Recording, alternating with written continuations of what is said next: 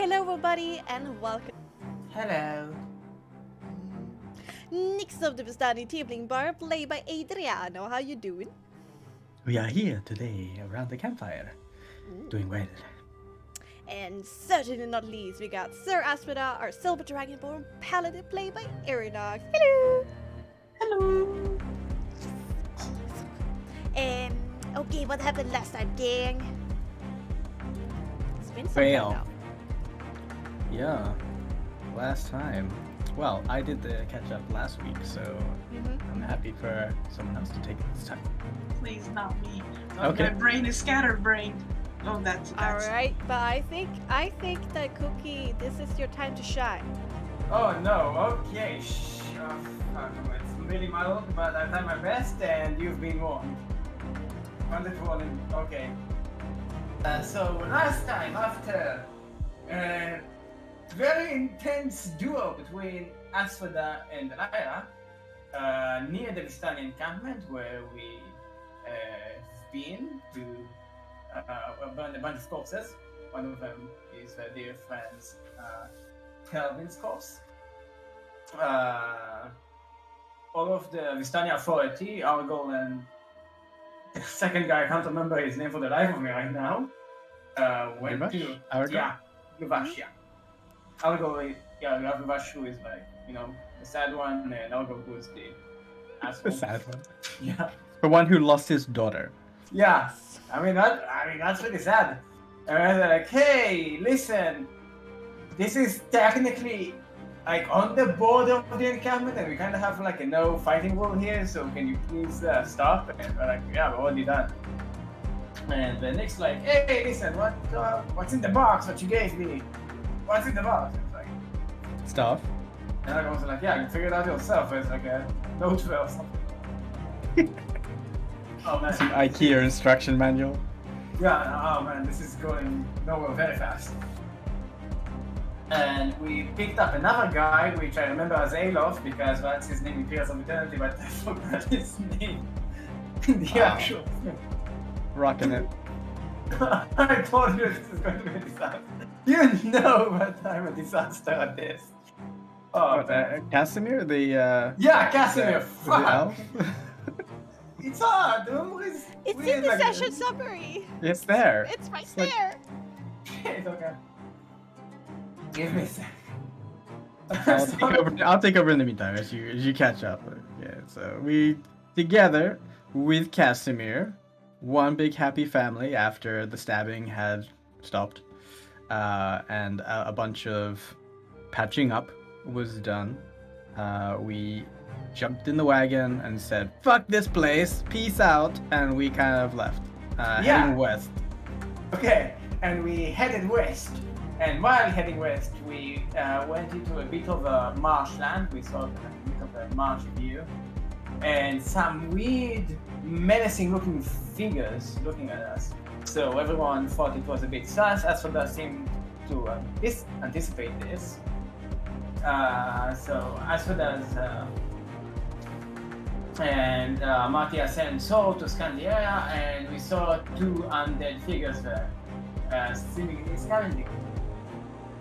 They didn't really do anything, and we just had this sort of weird stare down with each other, and we just passed them, like, okay, keep going, go be undead, and they're like, yeah, continue living, so we both went our separate ways, which led us to a stone small bridge, which Hamatia, upon seeing it, promptly lost her shit, saying that this is the border of Mother Dearest's domain, and that there are people there out for her blood.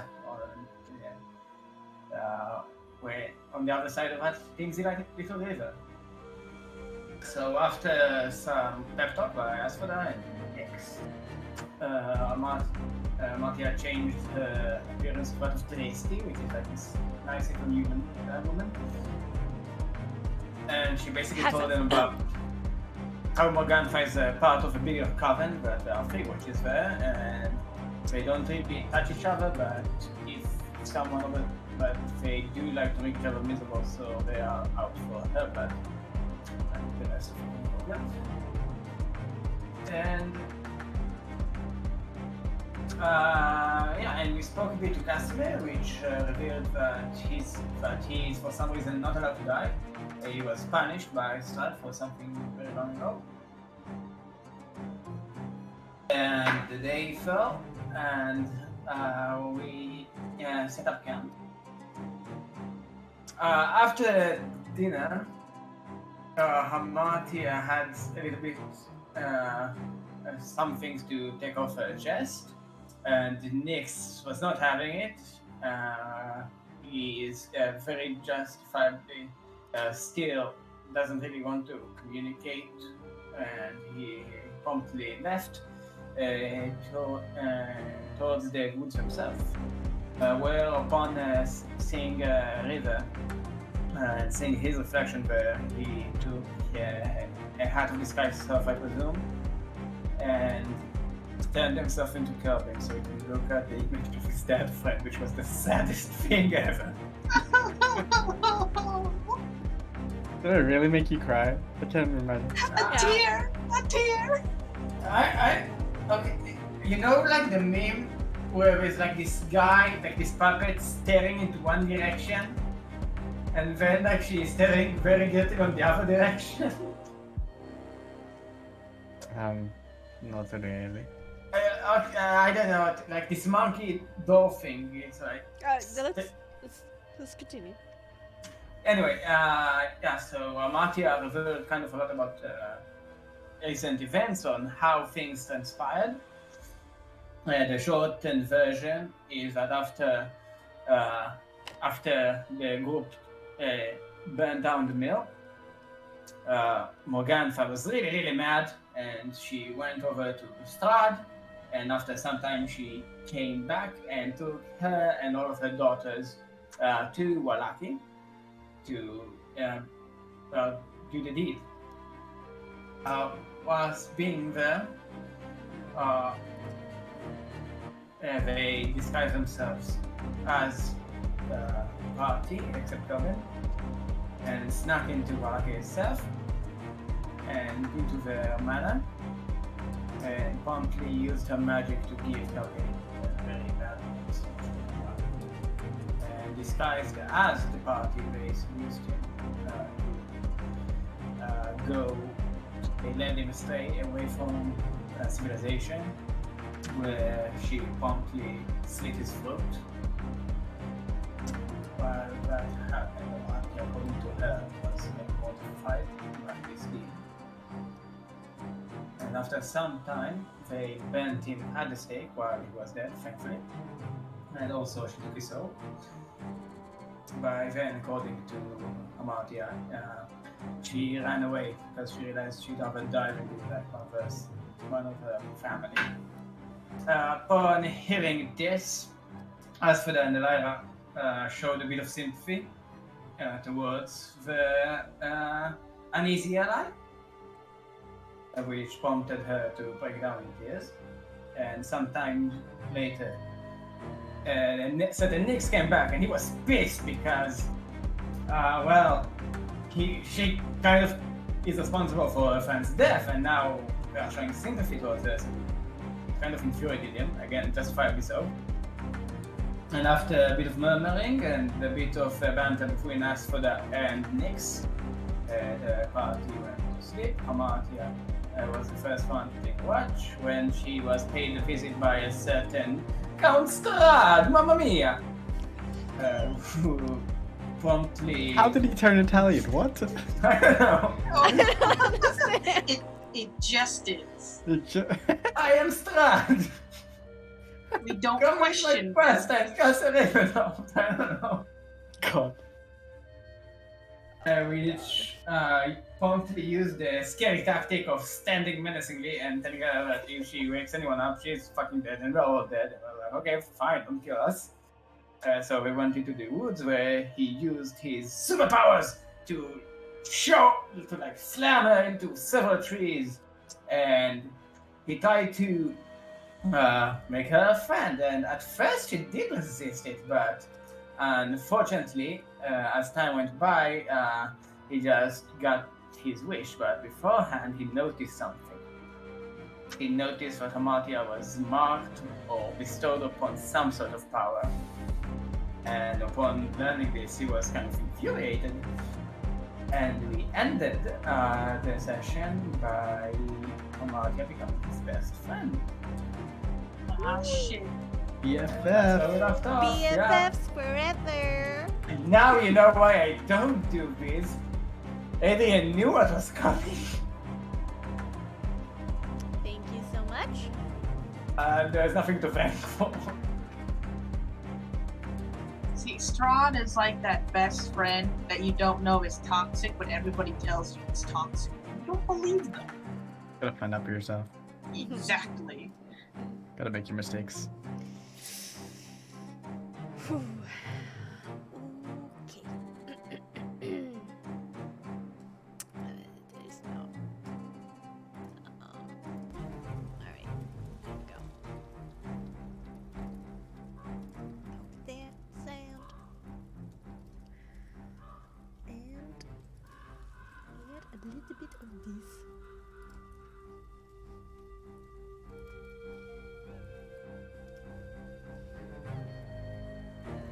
In a small forest clearing, somewhere just off the road in between Kresk and Balaki, 4 people are sleeping soundly. The one who were supposed to watch over them has disappeared into the forest with a charming visitor. For several moments, this is a visage of serenity. But for our guest, Wood Elf, Casimir, sitting on top of his bedroll, lost in his elven trance. Whatever dreams of his past or other life he's experiencing right now, it ain't pleasant ones.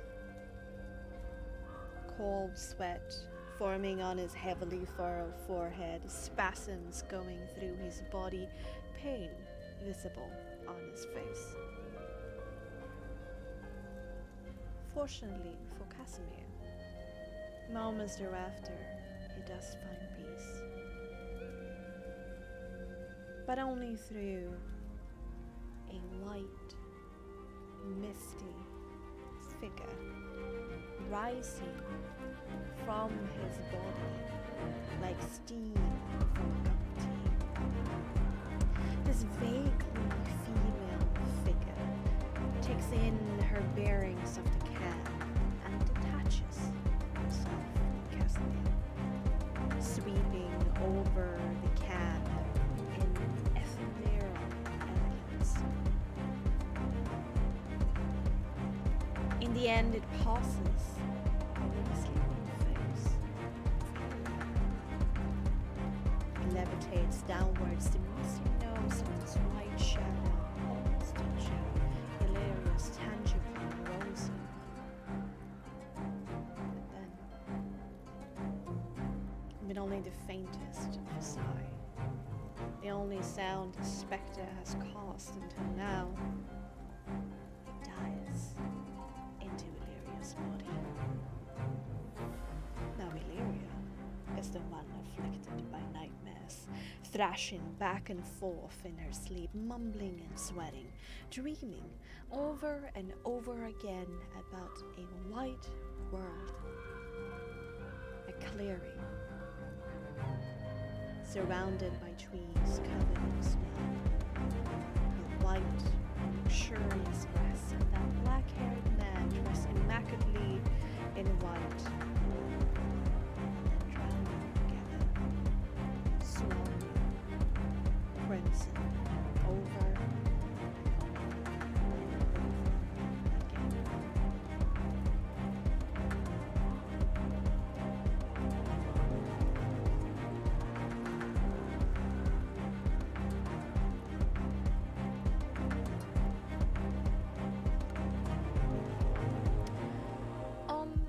again. Hamartia, for a split second, your world is completely dark. But you blink once, and the fireplace in front of you again comes back into focus. You shake your head, a bit confused, a bit tired, a bit drained. You must have gotten lost in introspection there for a moment and almost fallen asleep. Speaking of sleep, on your thigh, little soul is speaking soundly there. You shake your head with a gentle smile on your lips. Soul must have slacked on their duty and flown over here to sleep on your resting body. But with Soul sleeping and you getting lost in your own thoughts, that means none of you have been paying attention lately, so you sweep your surroundings quickly. The dark silhouettes of the trees, the misty tendrils around you, the sounds of the Barovian night. Everything is calm.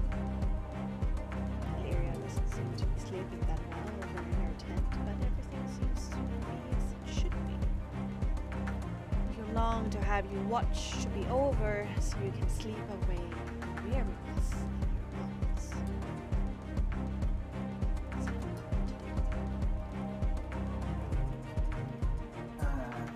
And FYI, you don't remember anything. You've just been sitting here this whole time. Who's the next to in watch? In watching in order? I don't think you establish any watch order, so you can probably go and wake up anybody you want.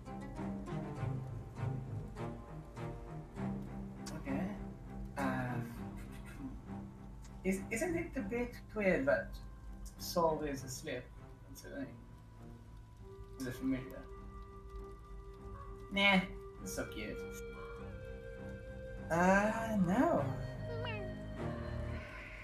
I think she will go to Asphodine gently, but expose.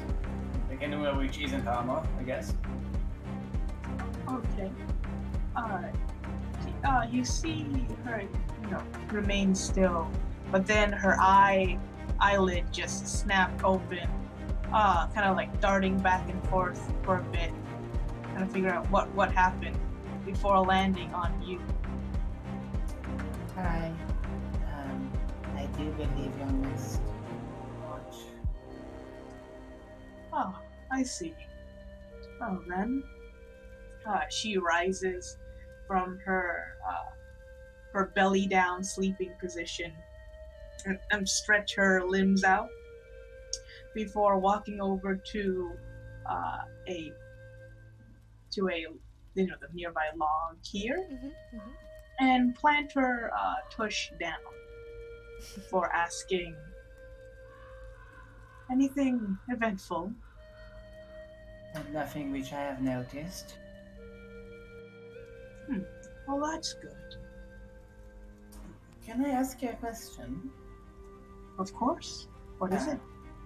I don't want to go up on in your business or anything, but well, I cannot help but notice that you are here, and she is here, and you're not from here.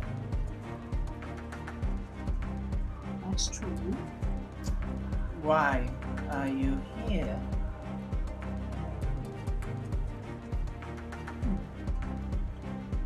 We were sent here by the Protectorate in a kind of, how should you say, for a meeting with Strahd. Discuss things with him, whatever that may be, and determine if there could be some relationship between this place and the outside. And in Strahd's case, hoped that we send people to live here. Oh, I guess you didn't know about the cash. Oh, did No. you? No, he said that if we were to agree to his terms, leave the miss on his blessing, of course, and return with people well, that was the deal. But judging by that we are still in here, we didn't uphold our end of the bargain. Not quite, at least. Never really specified when, I suppose. So, what is your endgame? You're here, the negotiation obviously failed, and I do not think that all of you intend to stay here for long. Of course, Nix can leave whenever he wants, because he lives in Starney, but what about you? How do you plan to escape? I do plan to... Oh, okay, in one moment. Didn't want to butt. Sound good, sound good. Both of them? Oh, they're the same thing. Oh, they're the same Perception thing. with composure. Okay. At 17. There's like a little bit of blood on Martia's neck. As Asphodel is about to continue her sentence, she stops midway and squints her eye before pointing out. No. She looked like she was about to point it out, but instead her hand just falls back to her side. Could Asphodel see the neck clearly, or is it kind of covered up by something? Martia is wearing, usually wears this big fur coat which kind of wraps on her neck, but currently she is only in her rags, which is very, very toned down t-shirt, not a t-shirt, but woolen shirt and some really rough-looking linen pants. Okay. Yeah, you can see it. It's a little bit a little bit shadowed from the angle, but there's definitely blood. Okay. Asphodel kind of continues, but interrupts herself and to say, actually, stand over here. She points to a spot by the fireplace where the light could better illuminate her Yes. neck. Okay, may I ask why? To ask for that? Oh, no reason why. It's always better to discuss anything personal in brighter light. This is very suspicious, but I'll go with the flow on this one. She may should be. That's wonderful. In the brighter light, can Asphodel see there's 2 pinholes in the neck? Yep. As Asphodel will continue, as she's kind of aware on some things. Well, my reasons, let's see. Well, I wasn't about to leave Illyria alone. Unlike myself, Strahd wasn't going to give her up. She had full reign over this place, to go wherever his lands are, but couldn't quite leave. And I wasn't about to leave her alone here in this shitty place. Oh. I mean, after what Strahd did at the dinner table, well,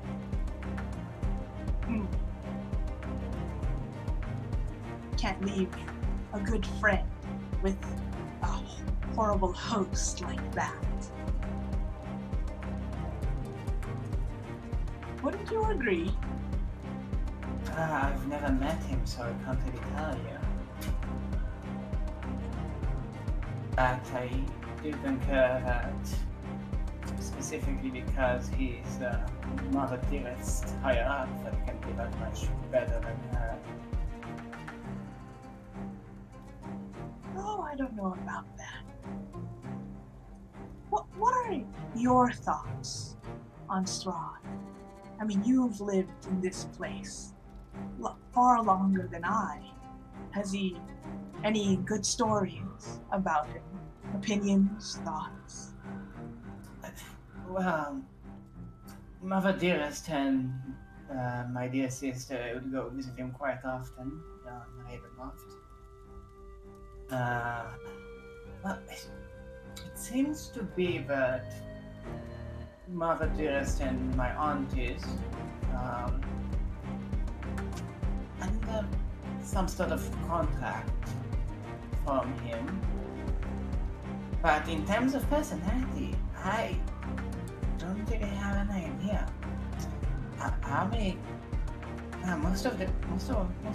Most times I would be stuck in our little home, making sure it doesn't really fall apart from all of the experiments, and make sure to give them food and all of these things. So I only managed to gather knowledge in brief periods where I was out there doing business. Ah, I see. And as Aspida was listening to her Mark there, she would take like short glances at Illyria. I think Illyria has a tent. Correct me if I'm wrong. Was it a tent? Yeah, we have our own tents. Oh, we have our own tents. Yes. Okay. Oh, Okay. I I have thought we were all like bedrolls around this Well, no, I think Aspida and Illyria actually shared a tent, and Nyx has one. Yeah. Okay, I think okay. so too. Well, you know, you are aware that Illyria's in the tent, and you know that she's looking a little bit fitful right now. Oh, so I noticed that she was being a bit fitful Mm-hmm. when I like woke up. Mm-hmm. Okay, that's good to know. in the end, what stands in better for me, other than the natural disaster looming over us all for gods know how many hundreds of years, he is the death of hope for everyone here for a better future. I want to see the sun, and I'll never see it as a sun.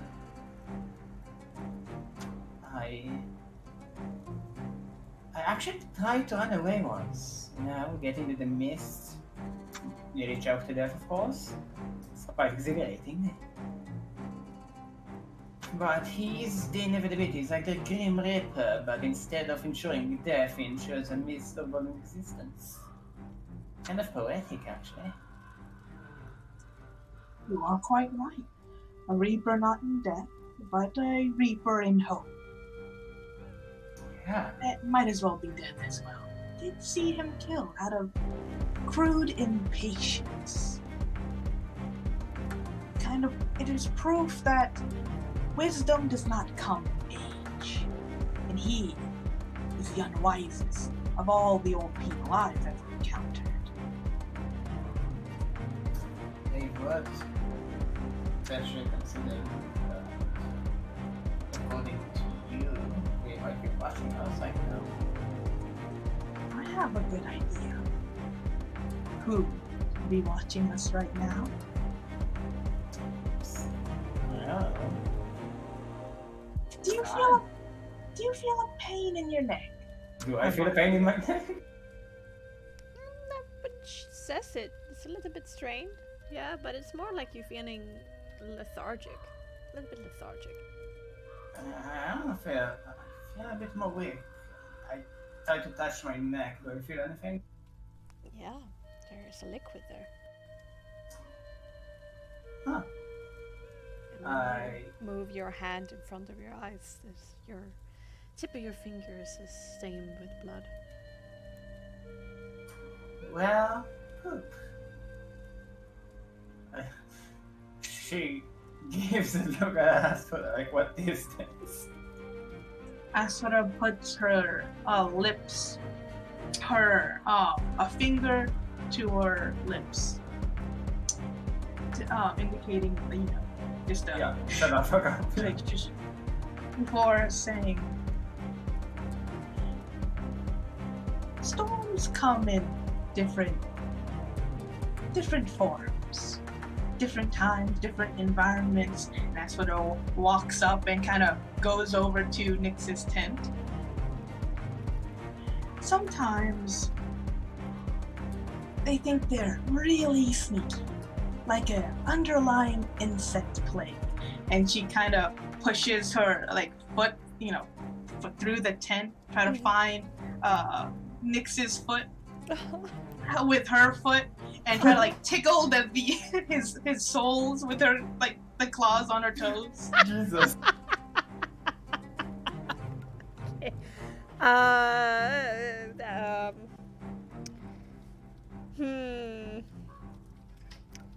Nyx, make me a straight roll with your composure. Uh-huh. just a composure roll. A foot tickle? For the foot tickle. A foot tickle? Okay. I'm sleeping.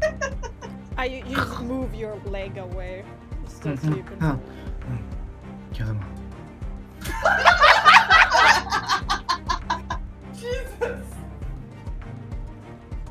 When that doesn't work, Asphodel takes out her halberd, flips it on the blunt end, and starts poking through the tent with it. Alright, make me another composure roll. A what? No, Nyx again. Okay. Make me another composure roll. See what happens. Alright, now you're getting angry. Your mind is starting to wake up. And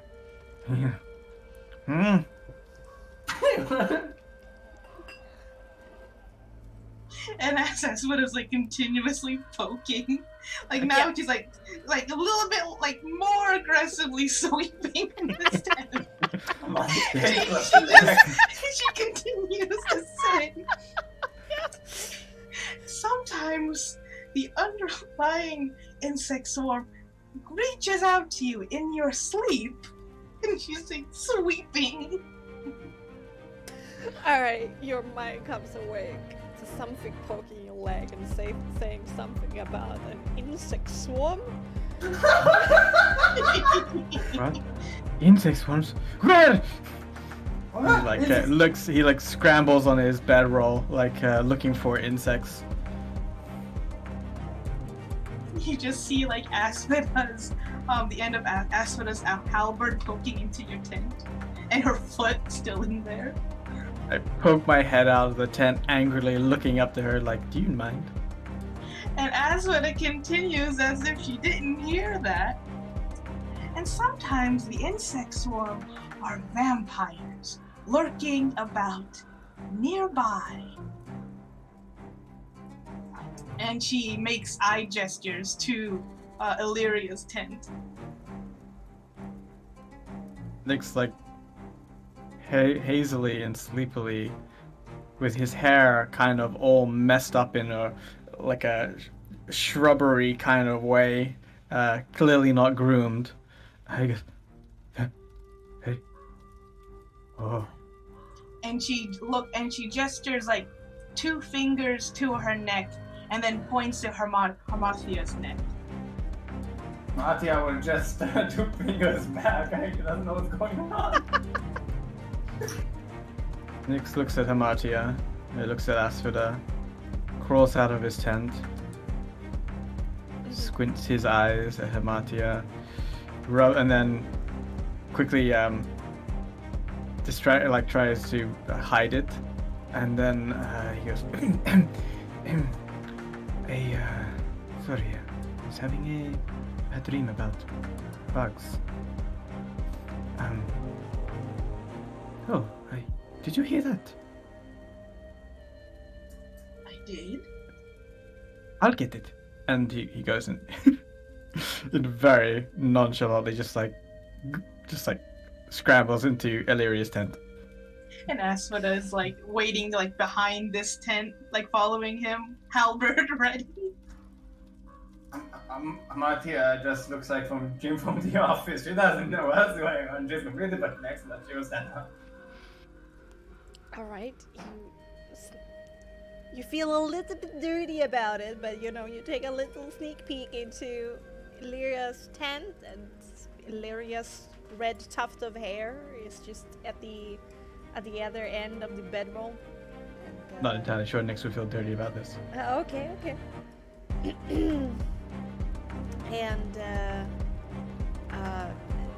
she seems to be, you know, having a bad dream. Nix will go into the tent after like giving like a quick turnaround to look at Asphoda in the firelight before, just to see if she reacts in any way negatively, and She doesn't. he like disappears under the flap of the tent and goes to see if he can check on Illyria silently, sneakily, All right. creepily. Yet you don't feel dirty about it, huh? No, No. Okay. I always watch them sleep. Oh my god, can you stop with these one-liners? Alright. I'm enough for this whole group when it comes to creepy one-liners. I mean, she's very... She seems to be sleeping heavily. Moving about a little bit. A little bit of sweat in her hairline. Hey, lean in close to see if I can hear anything.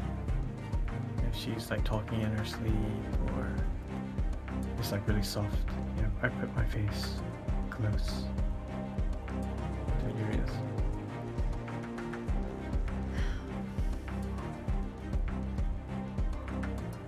You can hear her mumble once. Don't leave me.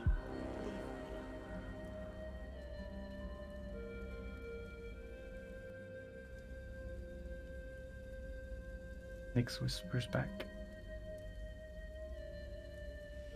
Never.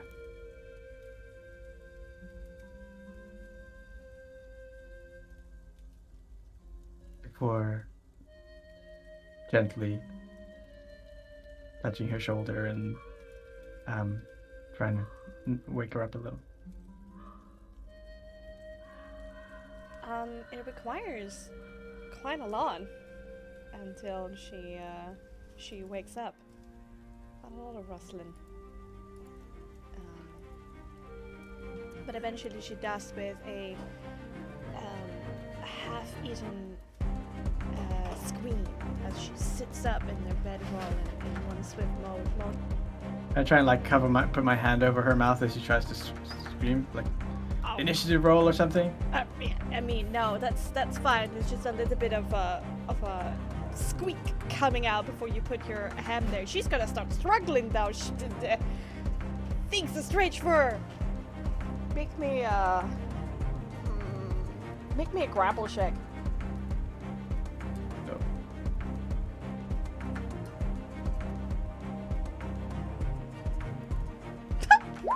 Hit her boob. Oh no. She's Oh.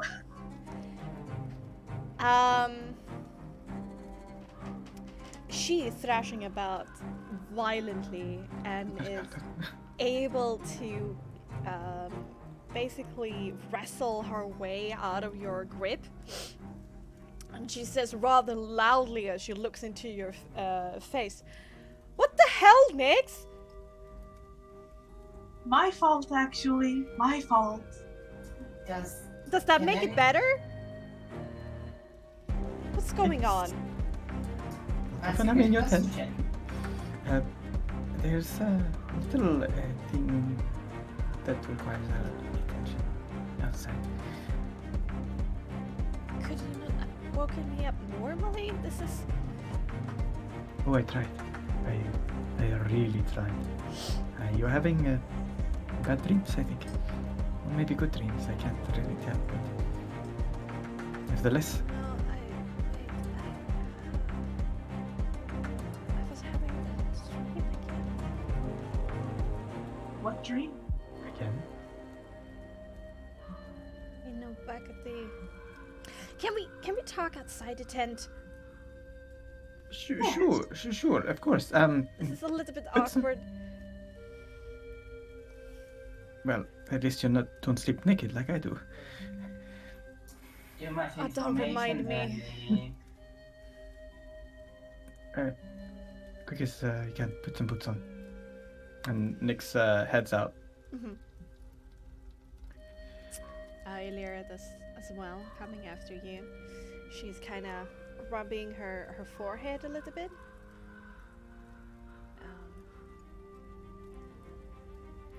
So, what's up? Well, I thought we had a visitor around here. What? No, we didn't. I mean, the coast was clear. I only thought so because of the 2 marks on your leg. Wait, what? Yes, on Hamarthia's neck. Well, I can't really see my neck, so you'll have to show me. I'm not you two. Aspida takes her like large halberd, kind of squeaks it clean so that her reflection can be there, and then shows it to Hamarthia like a mirror. Oh. Oh, poop dogs. What are they? Are you familiar with them? Vampire bites. Oh. Poop dogs.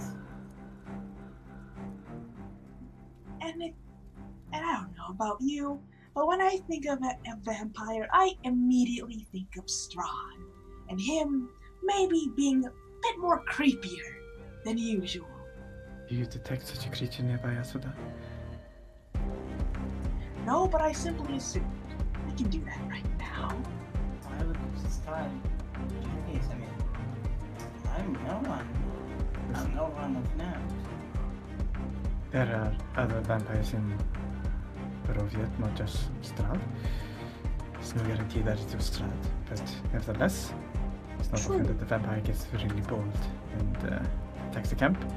But you say you did not see anyone, Amatia? No, I just didn't see anything, and no.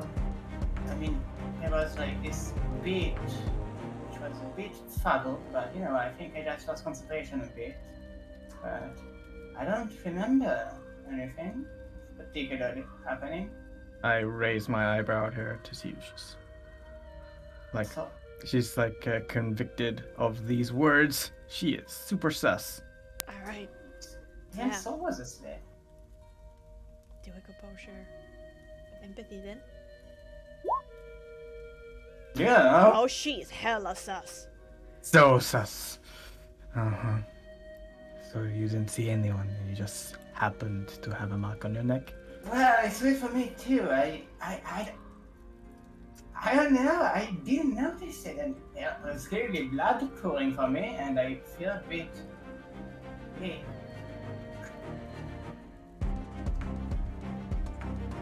Wait, See, didn't Nyx act strange after we had that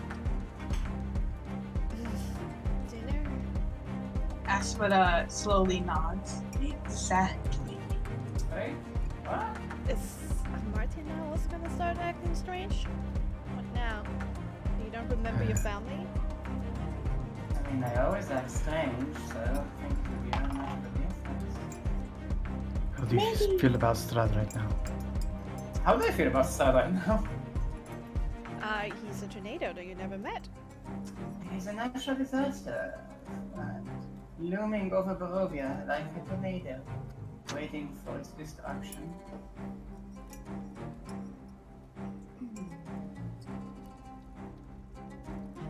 But you don't know what happened, like nothing eventful at all. I just remember using my concentration and then returning to concentration, and then I woke you up. And beforehand, I don't remember being pricked by 2 branches in a fang-like manner.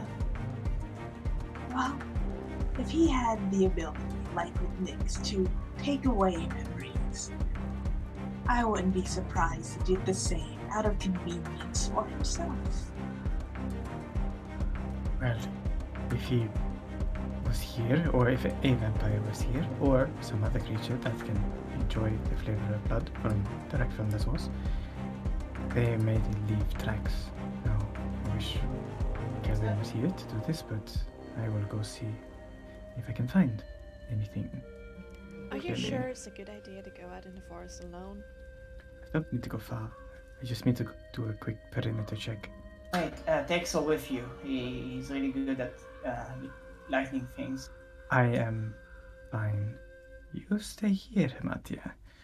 Just so. It's not me. Sol is innocent. He's a familiar. He does exactly what I tell him to do. Exactly. Keep him. Sol's antenna kind of, become a little bit sullen. I mean, I understand that you're not entirely trusting of me, but Sol can't really do anything to harm you. No, but you can see through his eyes. Yeah? I'd rather you not see. Why? What are you hiding next? Why don't you... Hiding? What are you hiding? Well... There's actually something, but I don't think it's quite relevant to you people. Okay, you want to see something cool? No. As for that, do you... Sorry. As for that was so rude. Oh my god, Lex. Well, Oh, I don't want to say anything cool. no, I promise it's quite cool. I won't harm you, we are kind of bound by an agreement, and I am not one to break my word.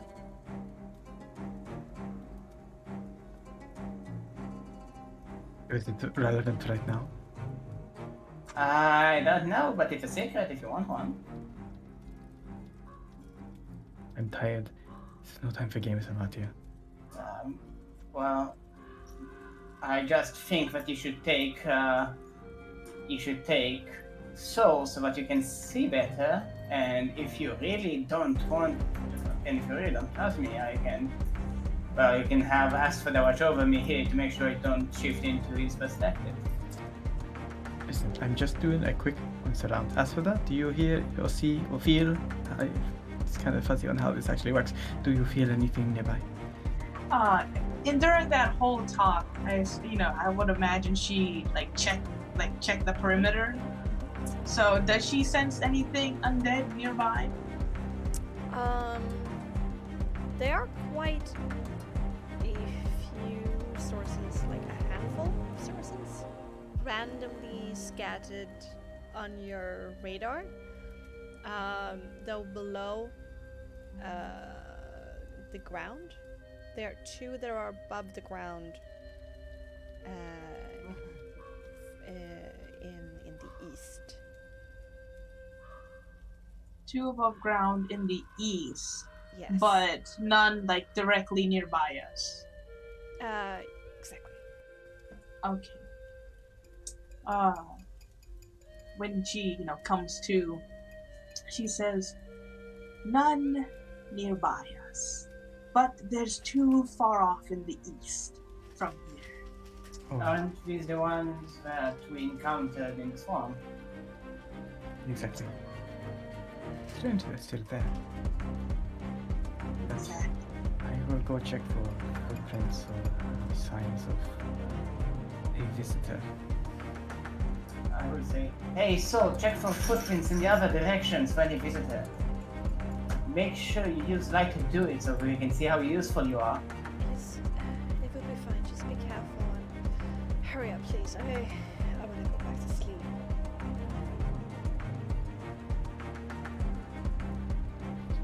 I channel my inner Kelvin. Look for. Go sniffing? I go sniffing. Yeah. I put Soul in torchlight mode and his eyes and start looking for tracks or anything in the other direction specifically. You can hear Saul going in your head. Alright. Okay, but this time don't sleep on the job, sir. I'm sorry. It's okay. I don't know what happened. Well, you and me both, buddy. I was going wee, and then I was asleep. Does it seem sus to Amalia?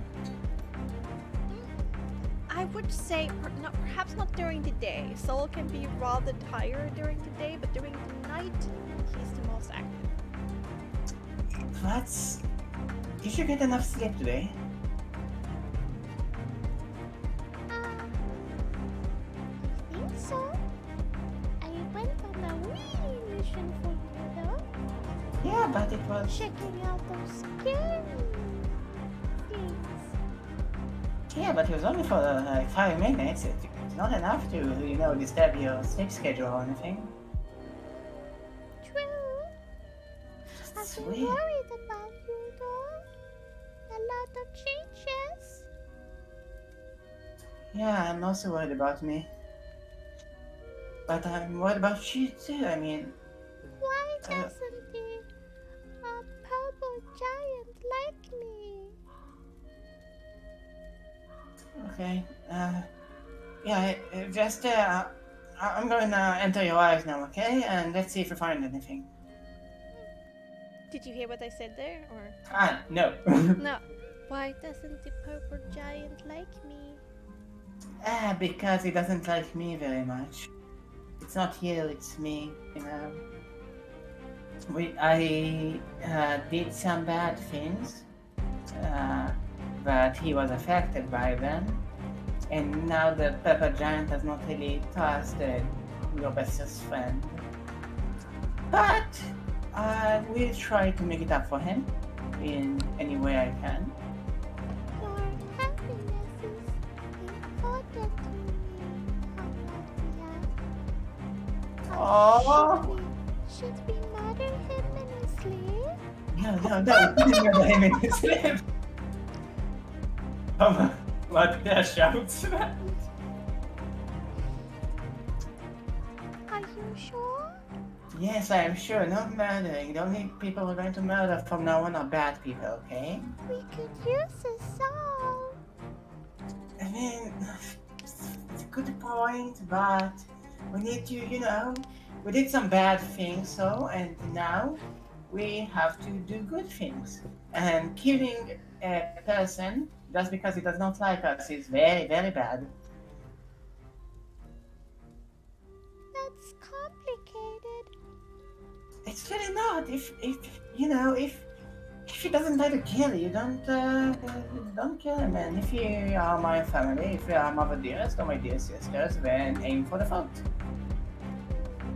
I am looking forward to bathing in their blood. Me too. Alright, We'll I make the go little... searching now. Yeah. Whee! She does whisper. We'll turn the little fingers into cupcakes. Can I eat that? I can certainly try. Food for days. Hey, go!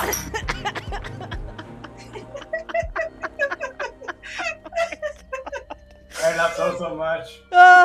Tom is the best boy. Bye. Alright. Saul goes off, searching in the woods, and you look through their eyes in that prismatic. Go soul searching! Alright. Both of you make me a survival intelligence. And I use my intelligence or souls? You tell him what to do, so you can use yours. Yay! Okay, I think I'm good at survival. Oh yeah, I'm not half bad at survival intelligence. But I'm bad at intelligence, so fuck me.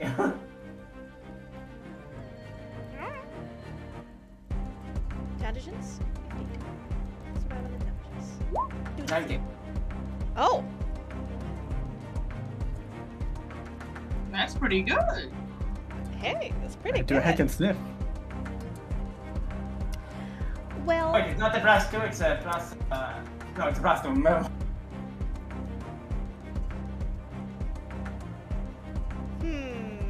Guys, rusted. But you're in two different sides of the camp. Alright, okay. So, this is kind of what happens. So, next, you go around searching. You do find a set of footprints that were standing rather close to that log in the picture.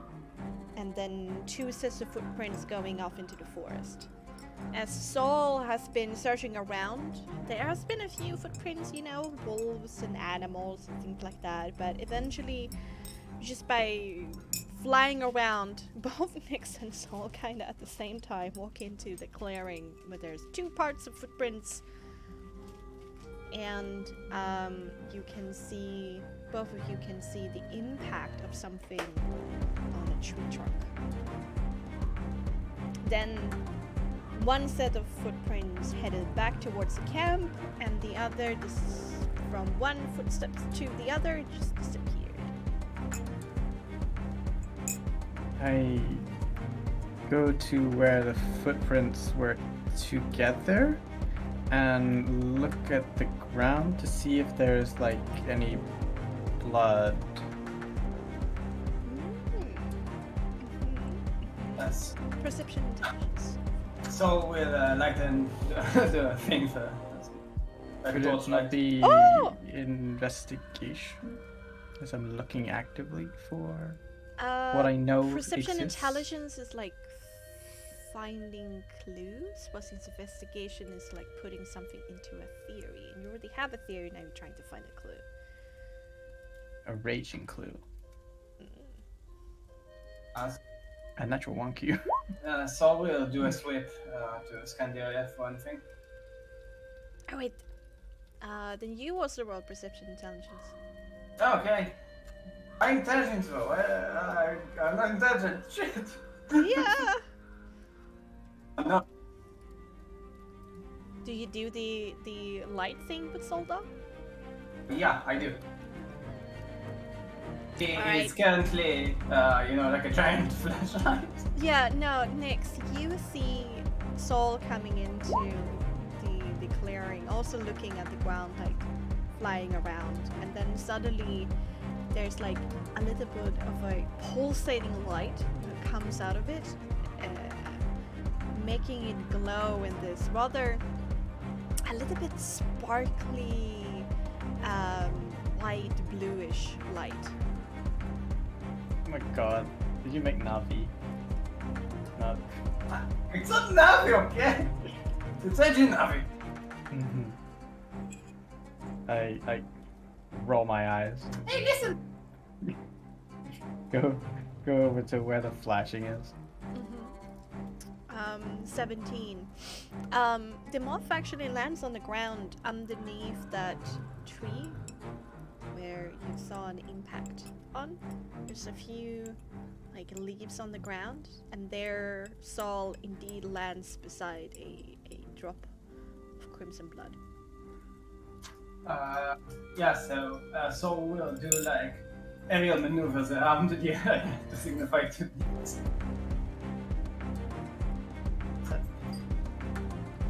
So yeah, next you see this little blue-white torch just light up this little blood drop on the ground.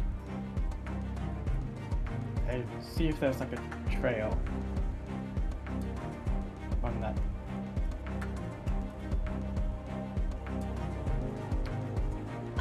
Sure.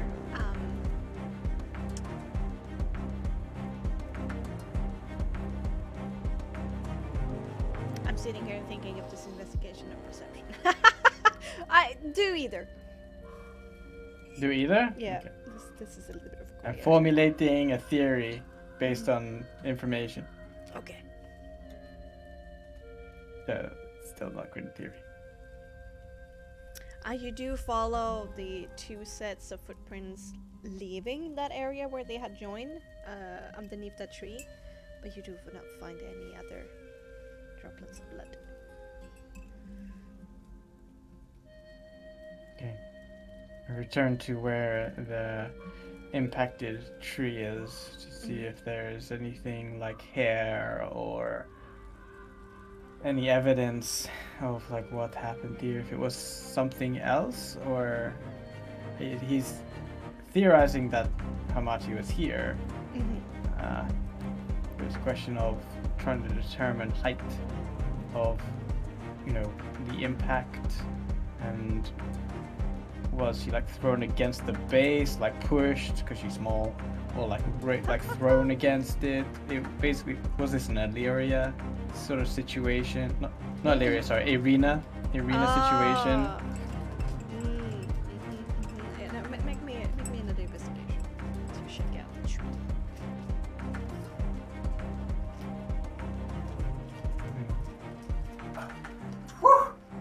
Doing. Woo! It seems like the center of the impact is around a little bit below head height, like upper torso. Comparison, as you stare at the tree, somewhere for you, upper torso. And stuck in the bark is a gray hair. White, grayish hair.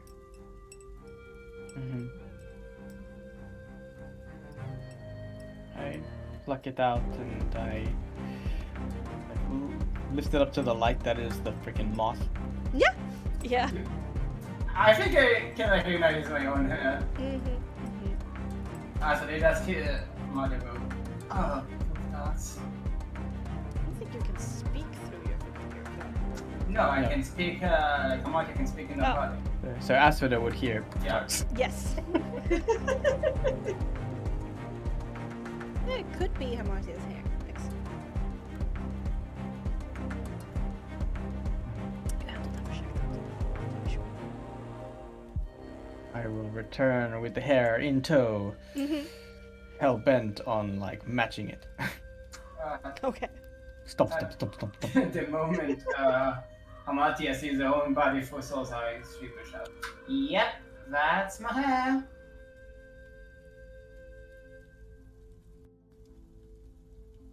Alright. And it's not that far away, so you come back to the circle of warmth and light and safety. Woo!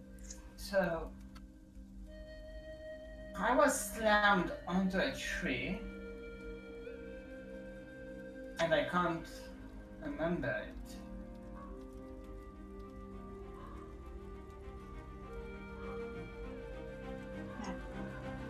That's what the evidence suggests.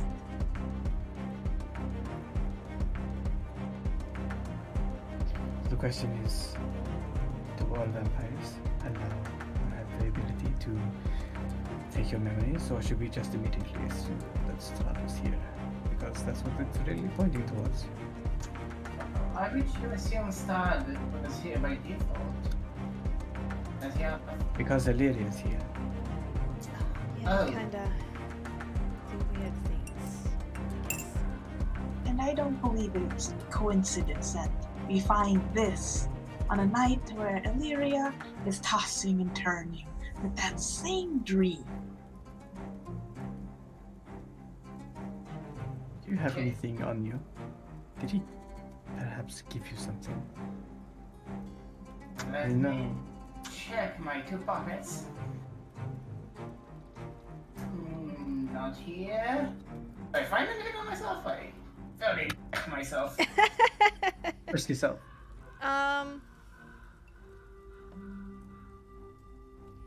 You do find 2 items are not where they should be, but there's nothing that has been added and nothing that's been taken away. Which items? It doesn't matter. Just Wow. 2 random items that are where they should. Seems like... Oh, I misplaced my knife. Real thing. Could be in my holster right here.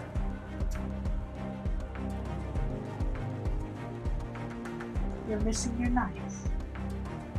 No, it's right here in my pocket, but I usually, I carry the holster in my forearm for a quick and hidden draw. In case of diplomatic mission gone wrong, you can just cut the business, I guess.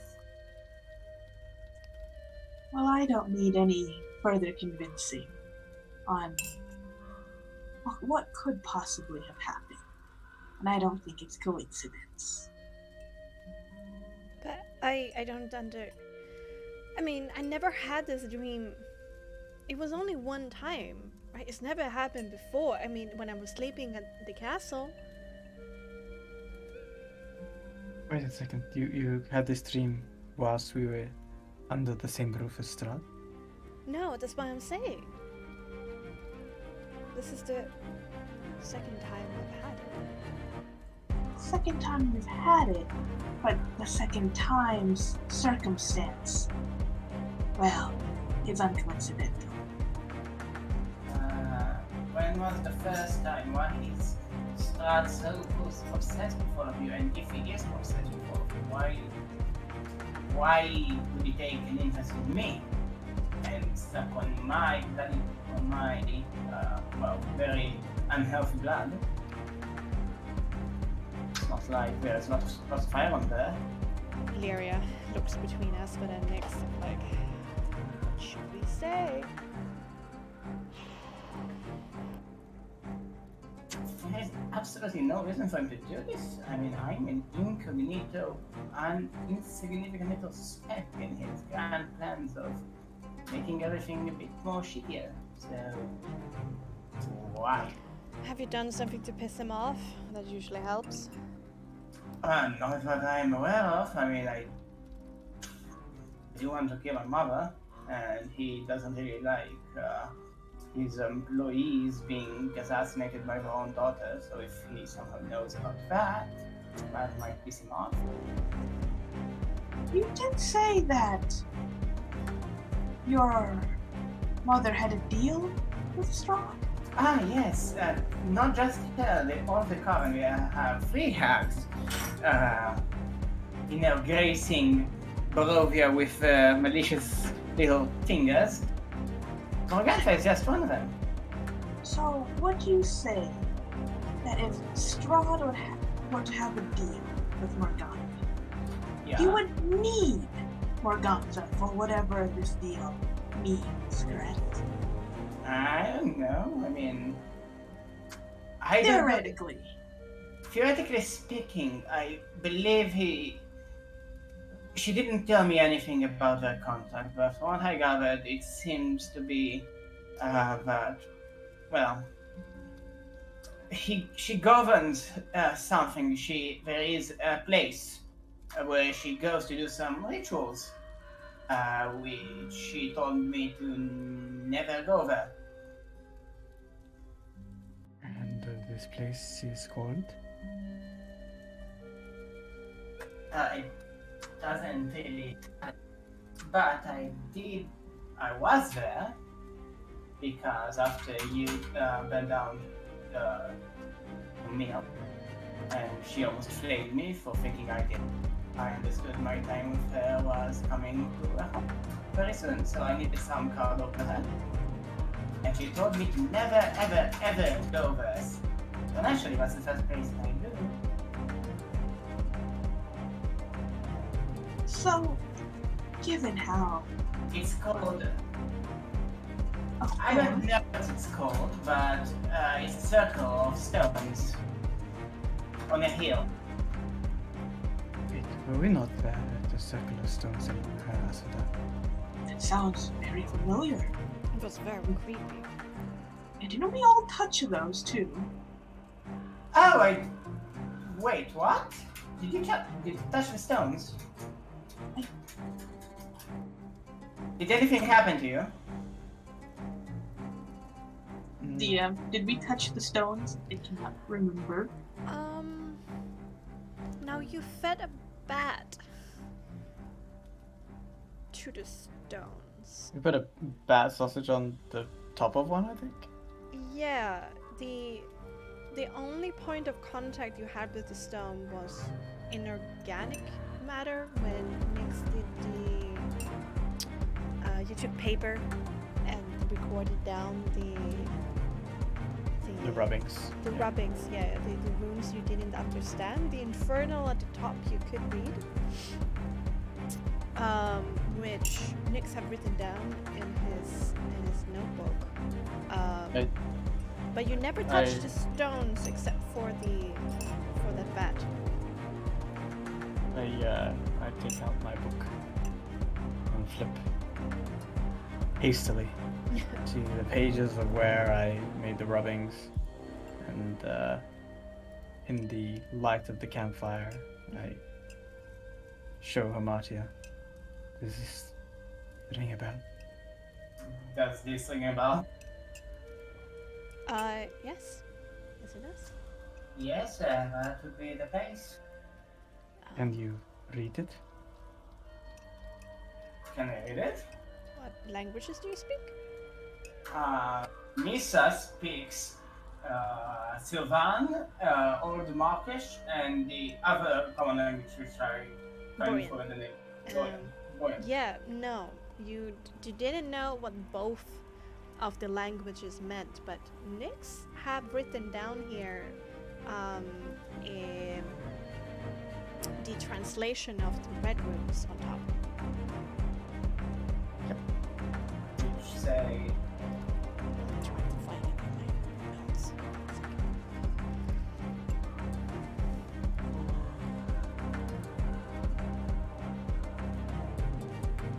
Ah, yes. A while ago. Indeed. Indeed it was.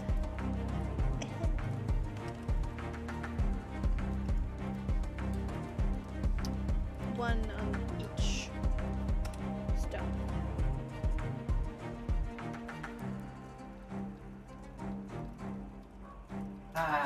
no, I do not recognize that. Terribly sorry. This is a bit. I don't know if it's sticking my business or anything, but did you see anything while you were there except the stones? I saw some blood running from one of the stones. All of them. From all of the stones. Did you see figures dancing in the mist? We did. And were you zapped by one said figure? Stone. Stone. No.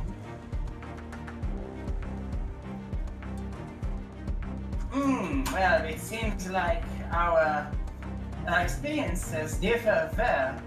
I was there, and I saw the figures dancing, and I saw the stones, I saw the blood.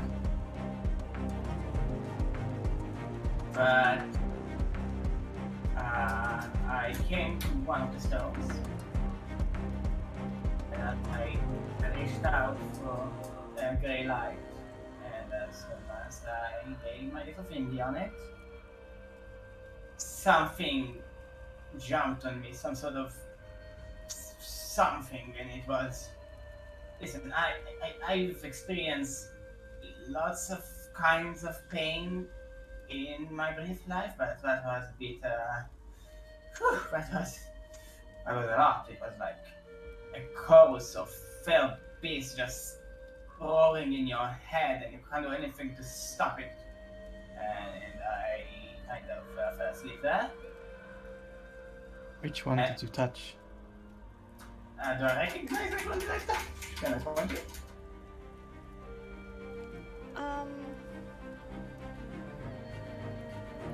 Have you written down the word in infernal and then the translation in the notebook, or just the translations? Well, I can provide the infernal if necessary.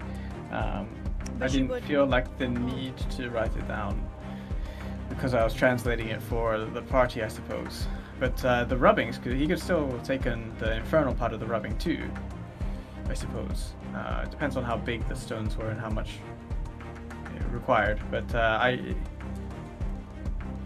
if Hamachi doesn't know the infernal translation, I can quickly to the side of it write the infernal next to the That's perfect. Borean.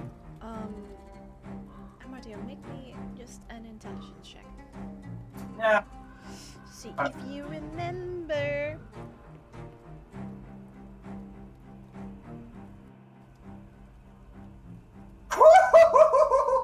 Wow. Yo. Wow. What are these rolls today you've been having, Cookie? And stick it up to Strahd. Yeah. When you see him write down the infernal beside the Borean, and you start feeling dismayed that perhaps you won't remember until he comes to the second to last one, Siphon. Like, wait, that's the one. So Siphon. Siphon. Yeah, Siphon. That's the one I do. Right. Stephen. And it gave me something like most of my magics come from Mother Dearest, but I use Duritaf to create a flower in my hand. I've gained something new and I'm not entirely sure I can control it yet.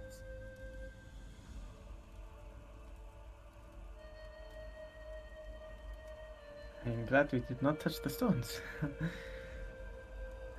Indeed. If that sausage would have survived, maybe it would have been a magical sausage. Do you know the origin of those stones, Amatio? No, Mother Morgantha told me explicitly to stay the hells away from them over and over again. She never let me near them. But I have heard a little bit and that's how I reached them. And you said that Mother Dearest worked for Strahd. She did. She does. Still, under contract.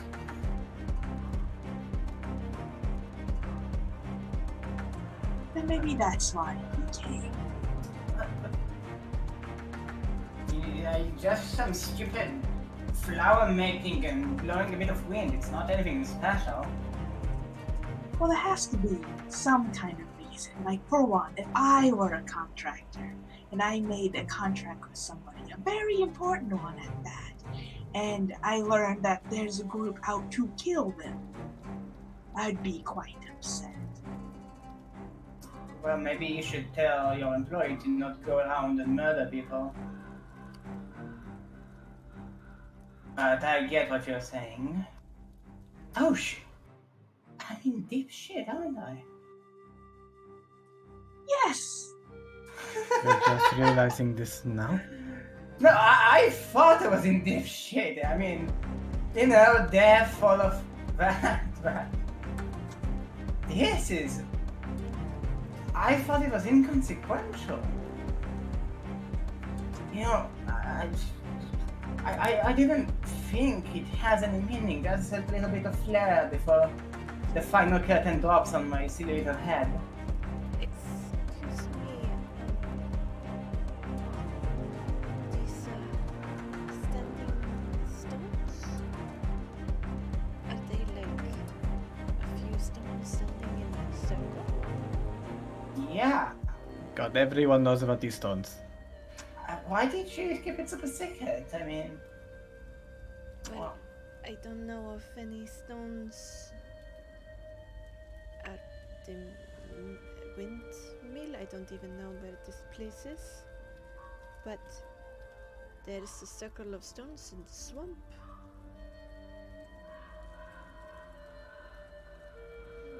In this one, where? Where the ruins of Bexxy is.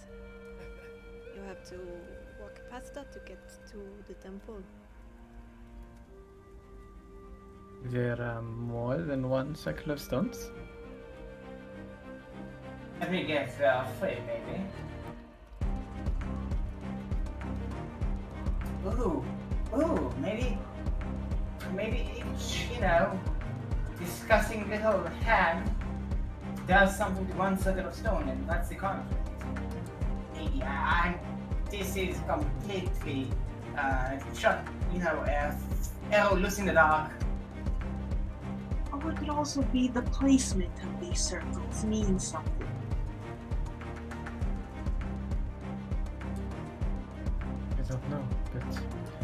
what frightens or angers Mother Dearest may anger Strahd too.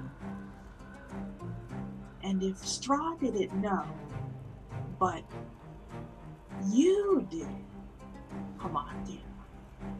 Maybe that's why he came after you. But what can I do with this? I can't do anything about this. This You is don't. inconsequential. Unconsequential to you, or No! right now, but maybe to him, it's something bigger. And if it is, what does it matter? It's not like we can do anything to him. Right now, at least. But if he did anger, why didn't he just, kill me when he had a chance? I mean, he could have just snapped my slimsy little neck. Because Strahd may not know. But you do. And if he doesn't know much about these stones, or the details of it, he may be using you, or us, to get to the bottom of it for him. Well, I can't have Strahd riding on my back for his own filthy goals. Not too bad. You don't exactly have anywhere else to go. You are indebted to us. And we have this Strahd on our back. Yes, through a necklace. Which Maybe- I am not exactly happy you still hold, Illyria. I thought you were going to get rid of that thing. I'm not. Can you see it on me? Do I see it on her? No. What did you do with it? Safely tucked away for now. Just in case. It would be good to have our alternatives open. I realized I don't know exactly its power. It's obviously very powerful.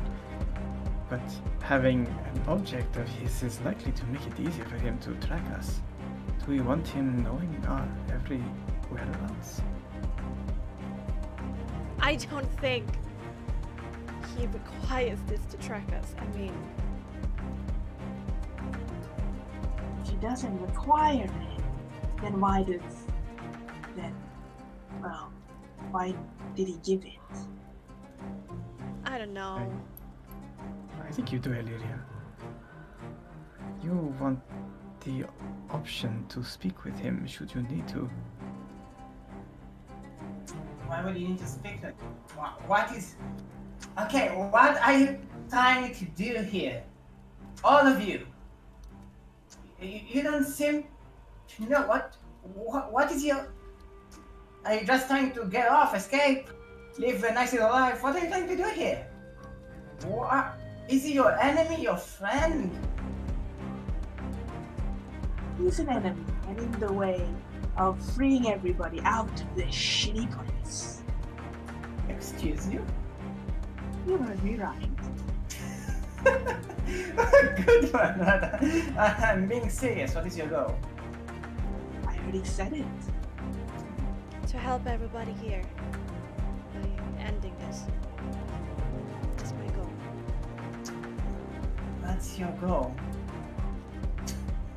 Wow, that's quite brave. And yet I won't live to see it, but how do you expect to do it when there is the possibility that you're giving him free enter? We have a standing right here. Loyal to Strahd, right here. Oh my god, Nicholas walks over to Hamachi and he's gonna try and slap her. Oh, Can Aspen would like to stop him from slapping her? Gotta slap! oh my god, everybody roll initiative. Oh my god. Everybody who wants to be, do a reaction here, roll initiative. Dang, 7. Need to slap. She doesn't know, man! Harmonia, you can play it off as you didn't expect it, or you can roll initiative. Okay. Now, Nix goes over to a slap. Still, make me an attack roll using your dexterity. I still have a mage armor on, so my AC is AV. Shit, 15. Guys, it's AV here, not AC. Come on, let's finish it. With dexterity, okay.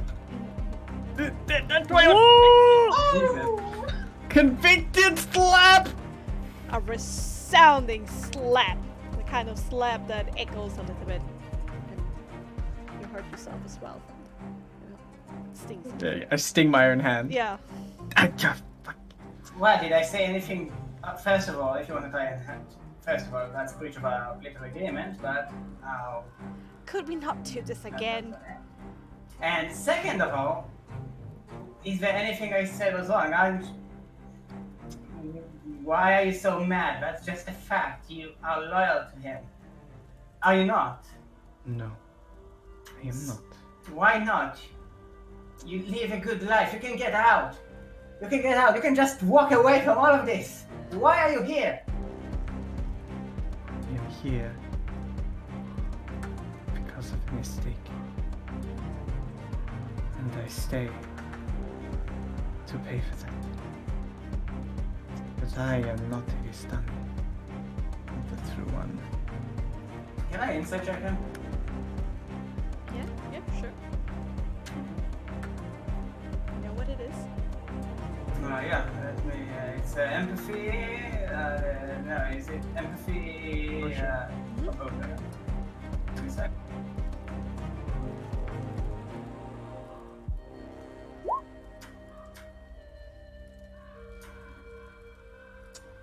It's a little bit hard to read at this moment. You're not really sure. One way or the other. Okay, you say you're not a Vistani, and yet here before me stands a Vistani. So you don't really make a lot of sense, Nix. Oh, I see. You think because of the way I look, that automatically makes me a Vistani? It's how you were born. You don't know how I was born. Well, if what you say is true, it seems like. Well, it seems like you are here for the same reason as me. I highly doubt that I'm here for the same reasons as you. I did not kill someone's best friend.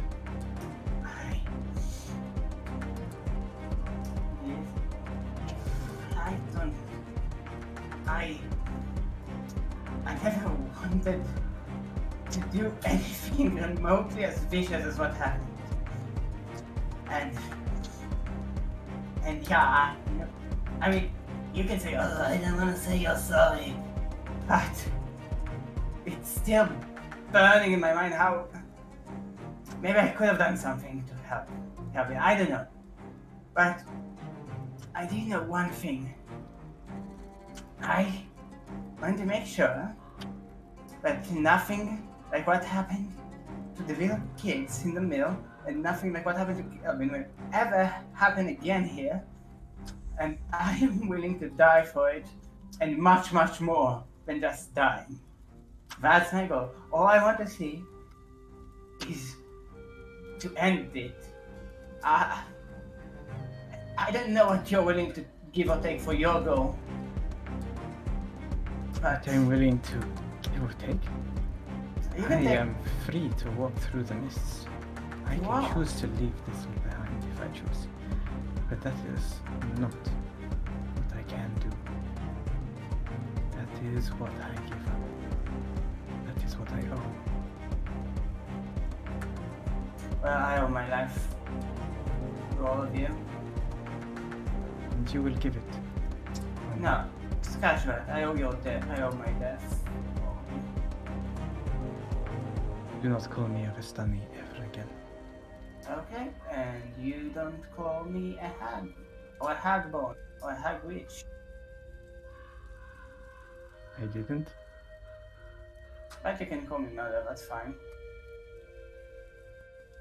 I can't ever truly repent for that, and I'm not going to try and make any excuse and say I'm sorry, even though of course, I regret it, but I just want you to know that my goal right now, and until you deem it so that I expend my usefulness to you as a party, is to be as much of use to you as possible before meeting my judgment.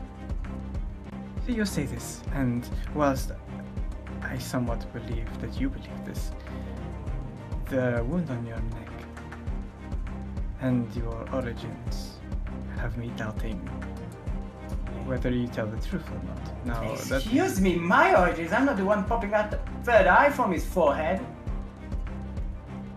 it's not about me. You are the one that, for some reason, can't recall some time. Yeah, I can't. You want to sky for my head? You can do so. Come on, sky for my head. You're not You can do so. really the one to accuse somebody else of that, Nix. I know. You I know. Don't you Come think on. I know that? Come on, you don't trust me, don't you? Come on, do it. Sky for my little head. See what you can find. I don't know what you're talking about, Amatia. I think you do know what I'm talking about. You tried that on me, didn't you? And I resisted when we first met. Do it! Scan for my head, see everything. Come on! I give you an invitation to see all of the things I'm withholding, and you right now can do so. You know nothing of me or what I can do. You tried to you try and do this to me. Not even yesterday. And now you say that you don't know what I'm talking about? Are you a clown? Why are you trying to hide it? Do it! Do it! Lily, you are losing your mind. This is like watching two mirrors fight each other. I do hope you know that. What do you mean? I'm nothing like this one. Oh, but you don't see.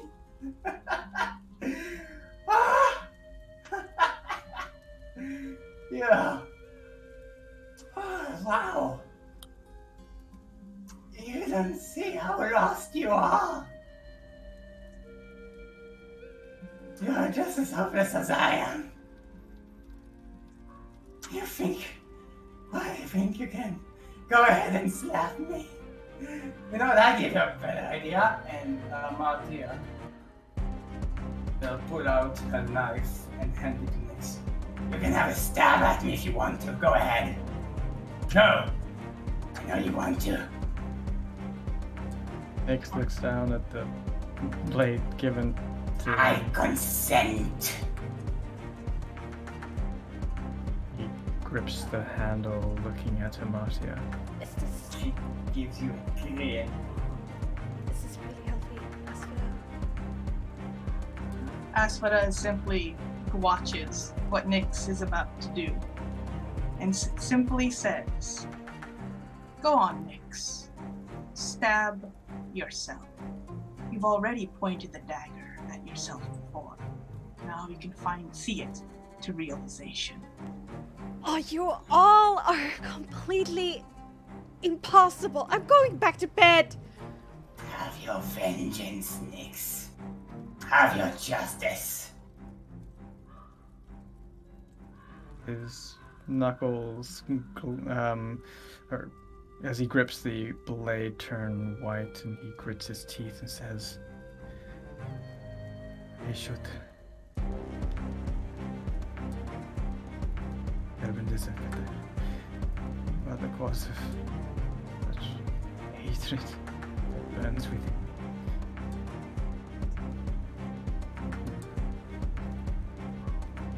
I hate you.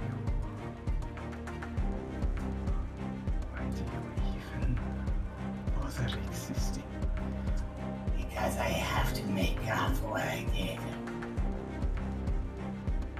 That's the only reason why I still have no breath. I have to repent, Nix. I don't want to live this world in such a state. I want to make it better. I want to have children glee with laughter here. I want them to see the sun. I want them to be loved and cared for. Nix puts the blade to Amatia's neck, the point of it. Do it. You talk too much. This is bigger than me that I know, thanks to those around me. As for that has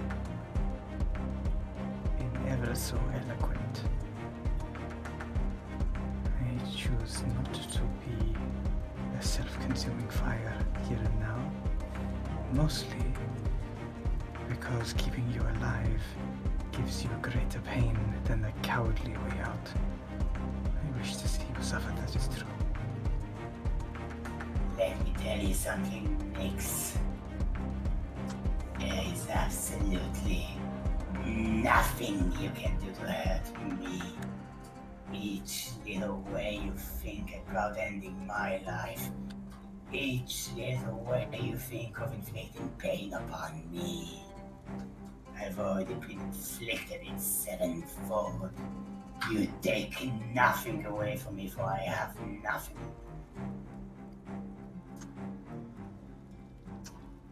Nix leans in closer, holding the blade point at her neck. You think there is nothing more that you can endure by living? And he thrusts the knife into the log beside her and staring back at her with burning eyes, looks her in the forehead and casts guidance. And then we go for a break.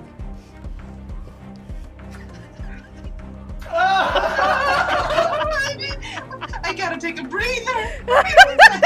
Oh my god. Aiden, I love you. I'm sorry. Wow!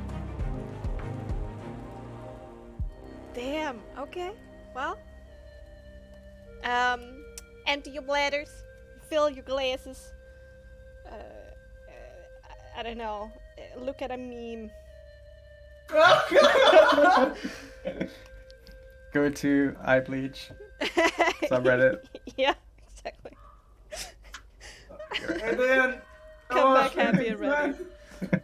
I'm gonna You like fill that? my glass. Oh, that was fun. That was so fun. Thank you, Aiden. For what? For this. You enjoying it? Yeah. Well, you got a D4, and I'll be right back.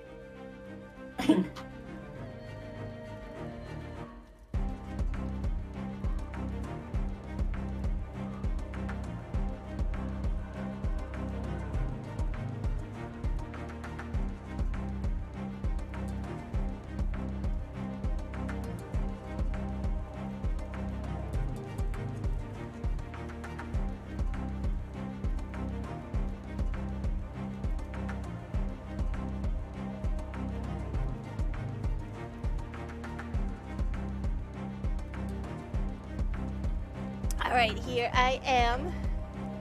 Rocky like a hurricane. I'm back. I'm Welcome back. Oh my god, when he says that I thrust, I was like, oh no, here we go! And I was just about to interject, saying, you know, you release a whole person spell. But then... It was too long! that it ended up in the log instead. That's like, oh, okay. I was holding my breath too, and I'm like, You wouldn't do it. You wouldn't do it. He's gonna miss. He's gonna miss. Really great RP.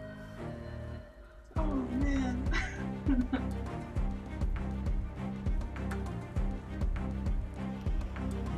Hello. Hello. Yo, Hi. Hi. howdy. Howdy. What's shaking? Don't know. How's it going? My booty. You're shaking your booty? I don't know.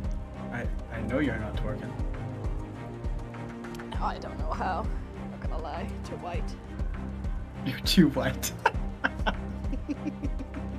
Some That was people a don't got those moves. It was a joke. I'm not gonna be racist. Your own pope. Whew! That was spicy! Spicy! Yeah. Tabasco-like. Whew. And such a great cinematic moment also for me to go. I love breaking it in those moments, saying, and then we end, or then we go for a break. It makes me feel so happy. Like everything is planned. Like I have a shadow writer. Yep. Love setting that up. For sure. Yeah. That buzz of good RP. You get it. Like a little Oh shit! fun.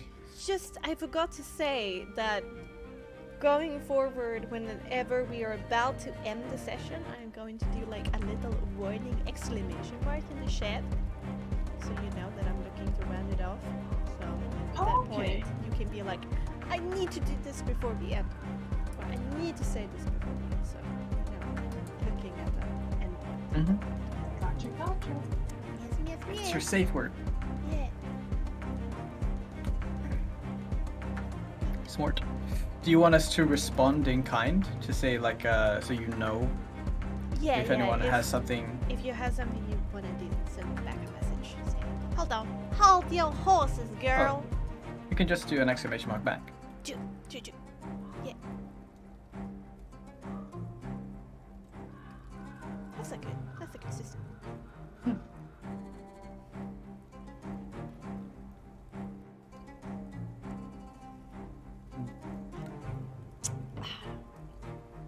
You're doing this like, I don't know. Yeah, it's like 12 o'clock, 1 o'clock right now in Barovia. Oh man. Oh yeah. Having a Oh, little man. heart to heart. Hey guys, how are you doing? Things a little bit intense, well. I just said that going forward, whenever I'm looking to wrap up the session, I'm going to do like an exclamation mark in the chat. And if you have something that you really want to do before the end, then you type back an exclamation mark to me, so I know that I should calm down a bit. What Man, did you that use was after so two? intense shit. Mm-hmm. That was like the edgiest steering contest ever. Let the dark side flow for you. I hope that your throat is all right, man. Oh yeah, I'm using my diaphragm, it's fine. Oh, okay. Gravelly. Hmm? A gravelly diaphragm. Yeah. Yeah, no, don't worry about me. I'm, yeah, you know, I like trained in acting for 3 years in school, so I know some techniques to help preserve my voice, and I did like way angrier roles in front of actual crowds, and that took a fucking toll on my throat. I needed tea and lots of it to pull that one off. Honey. Yeah, tea with honey, man, that's the shit. Honey. What the frick is a Ashnask Dobatulu, Ashnask Gimpatul, Ashnask Faraktulu, Okay. Oh, okay. And then he summons a demon. A wild demon appears. Or, oh yeah. Oh hi, I'm not a daily friend. Someone said a demon. Let's kill that shit. Yeah. Let's make a deal. I'm still kind of tilted that you made Navi. I didn't think about it as Navi. No, neither did I. Hey, listen. Whee! Hey, listen. It's got an annoying voice. His like a- voice? I've never Was played her the idea. Zelda games. Hey, listen. So, when you What's said that? Navi, I was like, wait, who's Navi again? What's I that? had to like check it up and like, oh, it's that thing. But I have no idea how they sound or what they do. So, Nothing YouTube it. so I guess that Midnight Express, the Zelda franchise appropriated me, and not the other way around. yeah. Well, I mean, maybe you're a little late. I mean, one is like a firefly and the other is a moth. It's totally different, okay? Oh, sure. It's totally different. Also, can we murder him in his sleep? I know, right? Souls for days. I was like, It's like, okay, it's a murderous moth. I want to make you suffer. Oh, before you overload.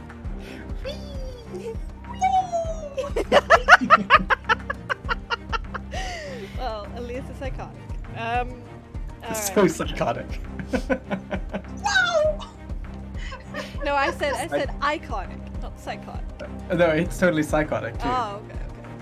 Iconic and psychotic. It's an iconic psychotic moth. Cymothic. Sure. Anyway, let's bring it in again. Let's do the thing. All right. Okay. Are you gonna do something? No, I'm just wondering what are you doing right now?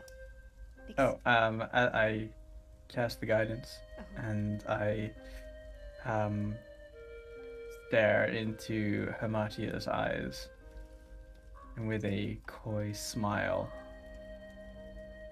walk away. Okay, looks at the knife. Picks it up and holsters it, chews it.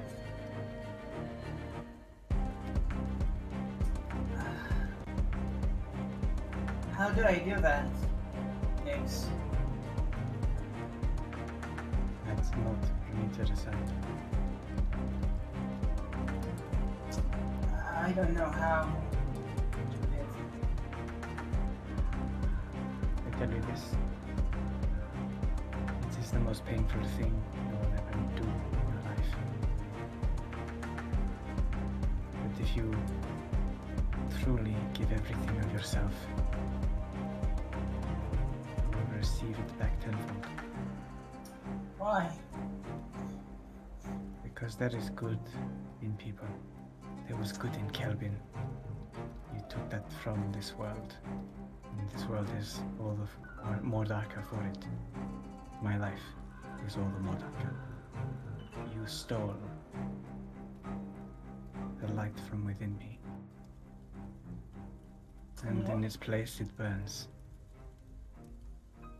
Why?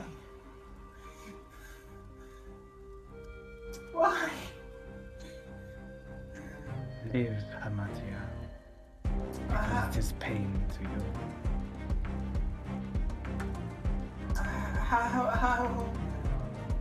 How do you notice you got in the bed? How? What is? Why? You can kill me. You have a chance to kill me. Why don't you do it? Why do you care about it? It's not a finish. Yours, at least for now, too easy. You deserve a little more punishment than just a sweet release. It's not sweet. You don't get it. You don't get it at all. I don't want to die. I don't. I just want to understand what good means.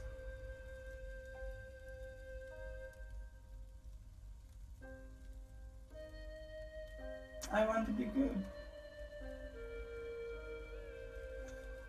That's all I want. I want to be good. I want. Nyx looks at Aspida as she starts to break down and says to her quietly, I'm not her. And he goes back into his tent. Right. on. I didn't catch what he said. I heard I'm not a. I'm not her. Okay.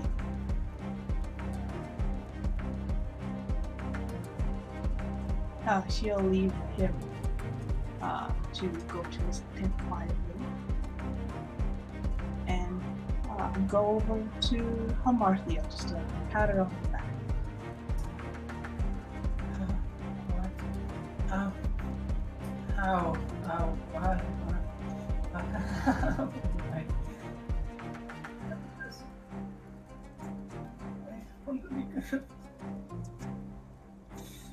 How to live is a question that only comes with time.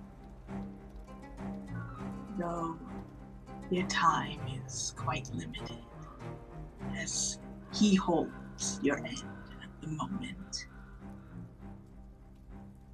Hopefully, between now and then, you get to experience it. Experience what? Something outside your purpose. Something outside why you do what you do.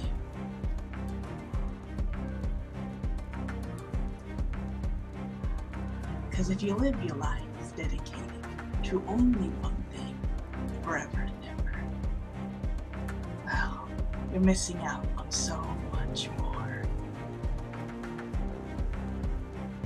I think one thing that I have left.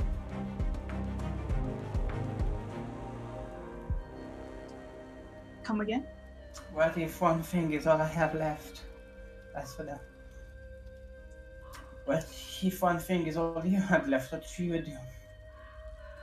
She cups both Hamarthia's hands together and then holds it between her own and says, then it's a seed that hopefully will bring you much more things to come.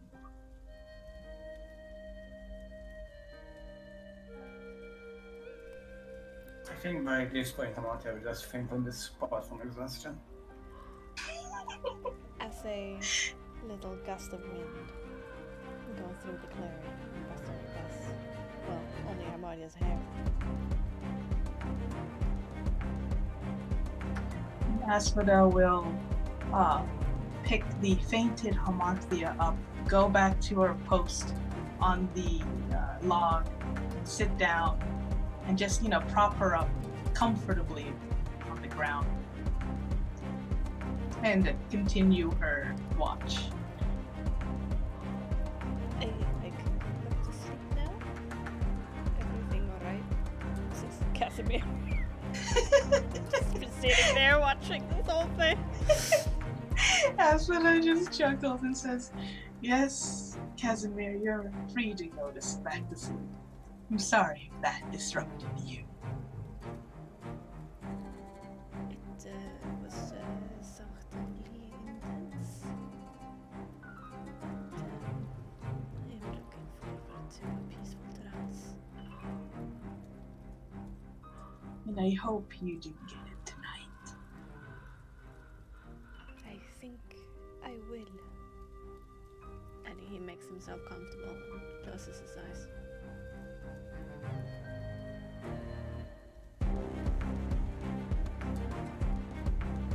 I think that's that. Alright, okay, alright. Finally some peace and quiet. Sit down by the fire.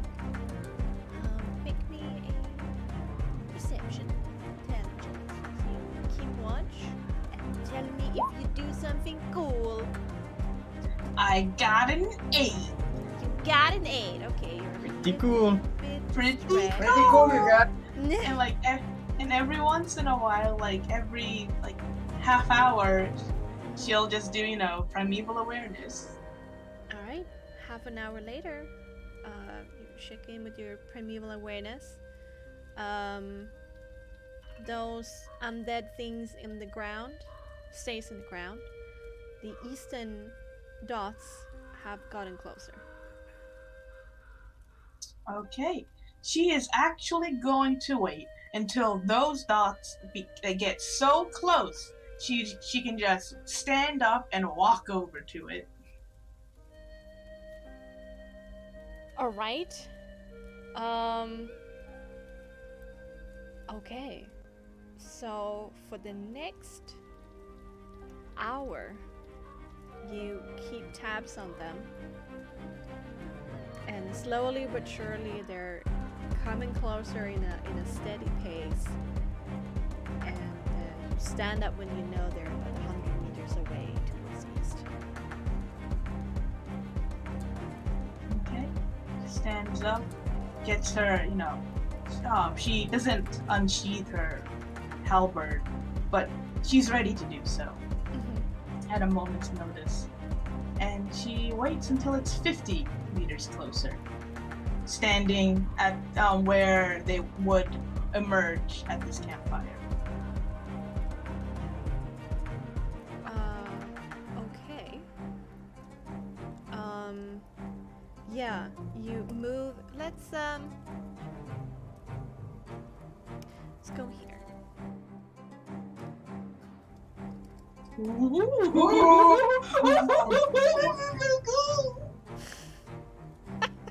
It's the block! Okay.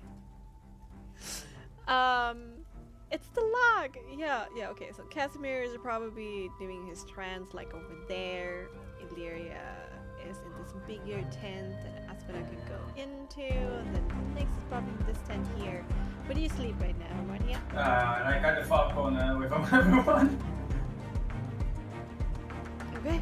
I should have just deposited you around the back, like trash. No! You would have put her here by the warm fire! Yeah. The body shit. Oh my god. She would have deposited you in the back like trash! Yeah. Okay. And it's coming from this direction over here. Alright. Then she stands waiting here. Okay. And since you know that they're coming, there won't be any necessary rolls here to see them, because you know where they're coming from. Okay. And coming out from the wood is the soft clanking of metal and leather. Here we go. This harmonious clanking of metal and leather bouncing against each other. Heavy footfalls crushing leaves and twig alike. Not approaching stealthily, that's for sure. And you see these two figures dressed in tattered armor. One with a short sword, the other one with a great sword. But they are rusted and old. And one has red eyes coming from within a wrap around his head, and the other one has yellow eyes full of zealous conviction just underneath that cowl. Oh, that's cool. And they stop in their tracks as they see you, see them, and you know that they're there. So there's a hint of hesitation as they stop in their tracks. When they stop in their tracks, Aspera puts a single finger up to her lips, walks forward, and simply says, "The others are sleeping. I hope you didn't come here looking for a fight." As you say that, they both look at each other and draw their weapons and start stalking towards you. They draw their weapons. Mm-hmm. She puts her hand down and speaks. There was a third, like yourselves, you know. Do you know him? The one with the breastplate, the hole in it.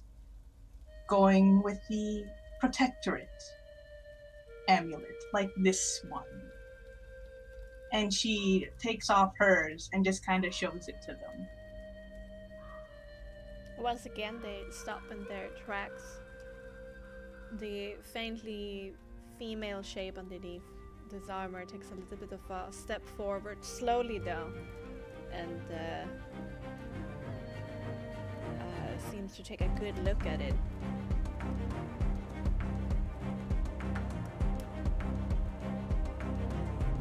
This one is mine. And this other one. And she takes out that other undead's necklace out. Was his. I'm in the process of returning it to him at the dragon statue.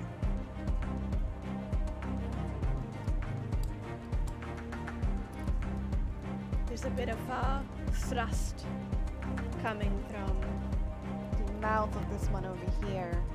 A bit of steam coming out from underneath the two bandages. They share a gaze, a nod, and then they move to the sides. Still looking hostile, but not towards you. And continues moving towards the camp.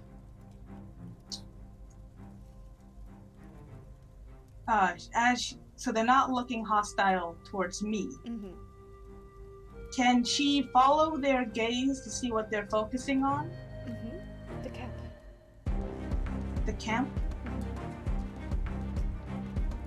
Is there something specific in the camp?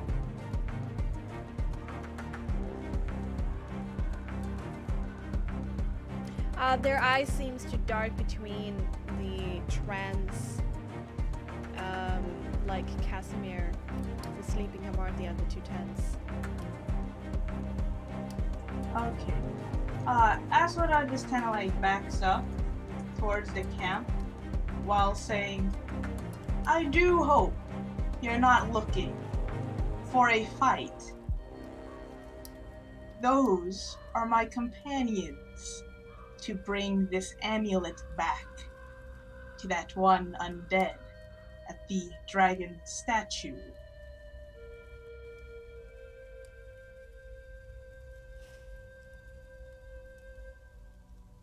There's a little bit of hesitation coming from them, and they stop in their tracks again. A little bit uncertain. But in the meantime, hearing that loud voice, all of you come awake from it in your own speed. Casimir's already stood up. He's easy to awaken his trance, as he's actually not sleeping. It's very slow for Amaria though, but Illyria, whilst nobody watches,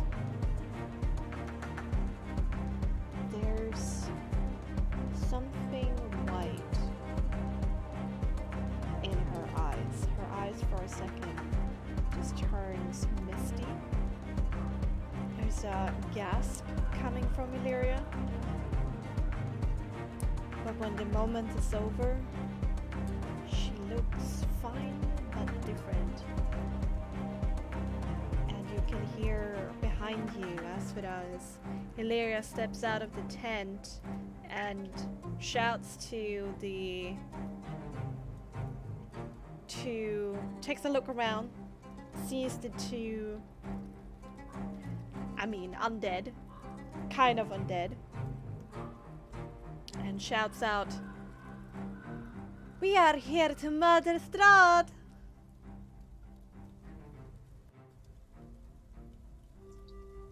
Asphodel turns around and says, "That doesn't sound like you."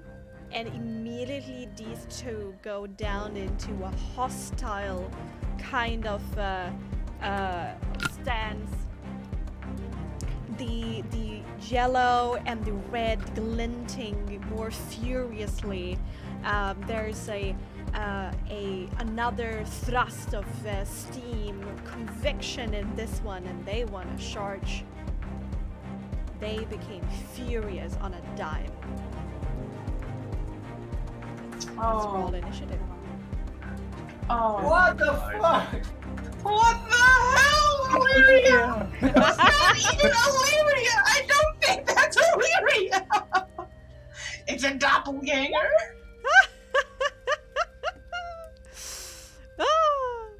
Oh man, I rolled shitty. Fuck, shit, fuck, Yeah, fuck, man. shit. You rolled exactly what you meant to roll. Dang, I rolled not better than the first time. 8. Okay, can I use soul as well? Can I soul?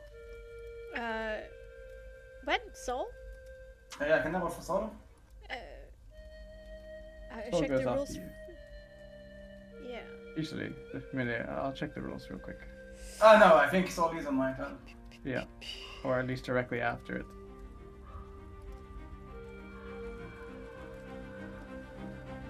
No, it rolls its own initiative. Okay, cool. Acts So on roll its for own soul. turn. Shit, okay, I don't have initiative for soul, but fortunately for me, we have the same dex modifier. What's fine? Oh shit, okay.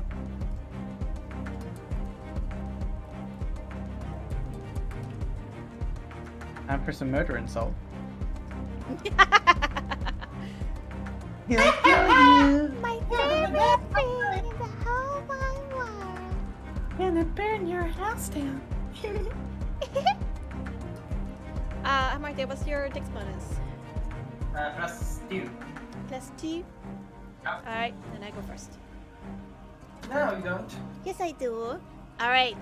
Next, Fine. you're hearing Asphodel shouts that you're about to be attacked. You hear Illyria come out and say, "We are here to murder Strahd."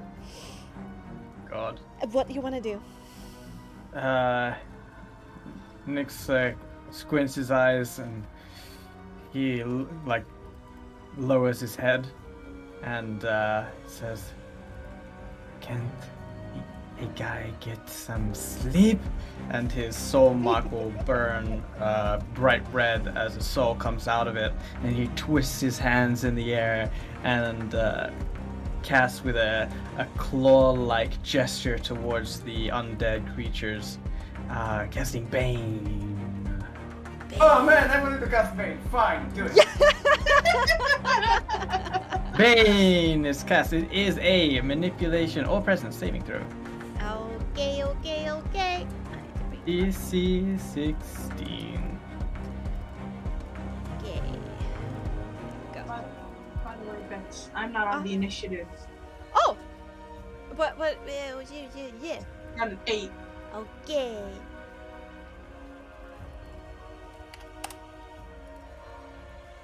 There we go. Oh, yeah, and that's the... Okay, so how does it look like? Well, I don't know yet if... I need to do the thing. Oh, shit! I need to do the thing! Do the thing. I'm gonna do the thing. Look at me doing the thing. Alright. A 6 coming from this one over here. And a 10 coming from the other one. They are both baned. Baned. Baned. You get What a cast- lovely, lovely voice. You get concentration on you, right? I do. And how does it look like? The Bane? Yeah. The bane. The soul that he expertly controls glows red to begin with, and then turns a misty purple before coming into splitting into two shadowy clouds of You know, like in cartoons, you have like a depression cloud over your head. Yeah, right. Okay. It like shoots and floats over to them, and Lovely. yeah, they have a depression cloud. All right. They have a depression Sad cloud face over their heads. in the cloud. Okay. Lovely. All right.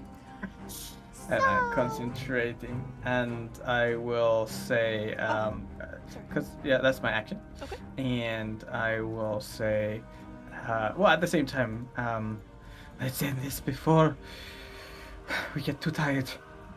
And we'll use his bonus action to protective bump How his much? party. 10 or 15? How much is this pump? Yeah. How much is it? It is How big is it? 10. It is super big. It's 10 pumpiness. 10 temporary health points. To everybody? To except for Hermatia. Yeah! Amazing. I'm not even mad. Alright. But to Sol. He can do it to Sol. Oh my Someone god! to fucking Sol- kill you, man. Sol has 12 hit points right now. Oh my god. And you can move half your movement. Okay, Aswad is just gonna stand where she is. Okay. So- 1, 2, 3. Yeah, Sol's turn, yeah. Yeah, so let's see, how much can you fly, man? I can fly Yes. a lot. Sol can fly already, like half his speed right now, before his turn. Oh yeah, so he's gonna take off 3 meters high. And we are carrying Zweihanders, right? We're not carrying like big swords. One of them is having a great sword, the other one having a short sword. Okay, so he's gonna fly 4 meters up. So one is a sword and the other one is you said there's a Short sword and a great sword. Yes. short sword. Okay, she is going to go for the one for the great sword. You see, as he does, he like shoots out almost like a firefly. It travels all the way over here, maintaining his distance from the guy. So it's like 3 meters above him. Is And that as he does so, Is that half the speed of Sol? no, that's wait. He can only do half his speed. Yes. Right 4 now. meters, Right now. And then he can take his action to move. Yes. Why can't? Yeah. So half his speed is 4 meters. So he's gonna get 3 meters high and then 1 meter here. And now 8 meters. Let's see, how many meters? Yeah, I can go do. He's gonna get over here above him. And as it does, Hamatia gives the command, light!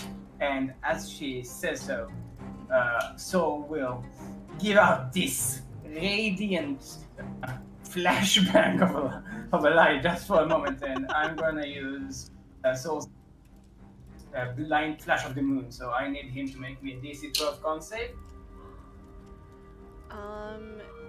Yeah. Or composure save, not con, not a con. My apologies. Flash of the moon. One's Flash of below the moon. rest. And you see, like, this radiant, luminescent, almost flashbang comes and just blind you for a second.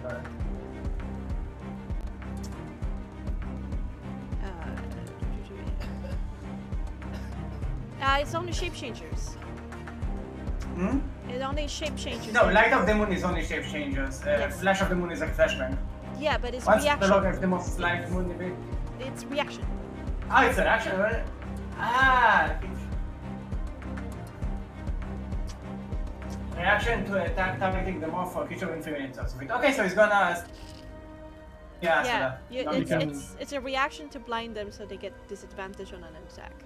Oh, okay, so yeah, so he's going to stand where Asphodel is and he's gonna circle around her like a little pixie.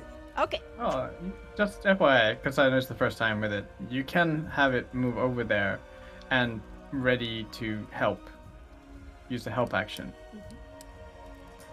Ah, no, but it's a reaction. The thing itself is. No. The help action is something else. Ah, no, he's not gonna get into range for help action because he's small. Okay, you're cool. I'm just letting you know. Yeah, he's more than weak. It has 12 hit points now. It has 10 temporary hit points. Yeah, so is Asphodel charging? What is Asphodel doing? I mean, you have never fought together, but you Yeah, can so make he an doesn't know. So educated it's, guess. yeah. Amante shouts, Asphodel, what are you doing? Well, I was actually having a pleasant conversation before certain words were said. You gonna come with them? This is not. It's very hard to have this conversation in the middle Yeah, of combat. yeah, so this is like, what happens. You're gonna come with them? Yes, I will come at them. Okay, so we'll go over here and second round them. Jesus Christ. Alright. What you doing? I'm doing this. Okay. Okay, so that's Soul's turn? Yeah, but still, son. Okay. Ooh, it's my turn. How lovely. How lovely.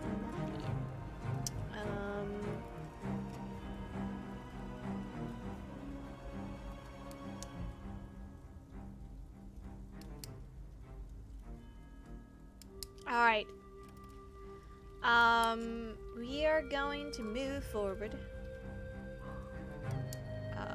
Yeah, I'm gonna move over to over there. And she's gonna turn and she's gonna look at Asphodel.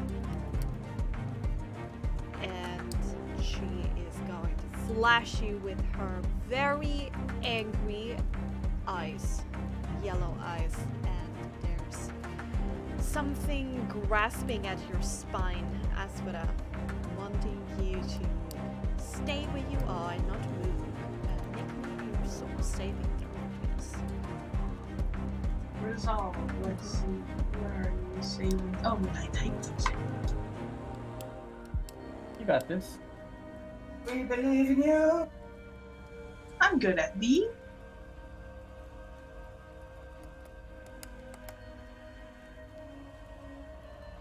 17? Yeah, no, that's a success.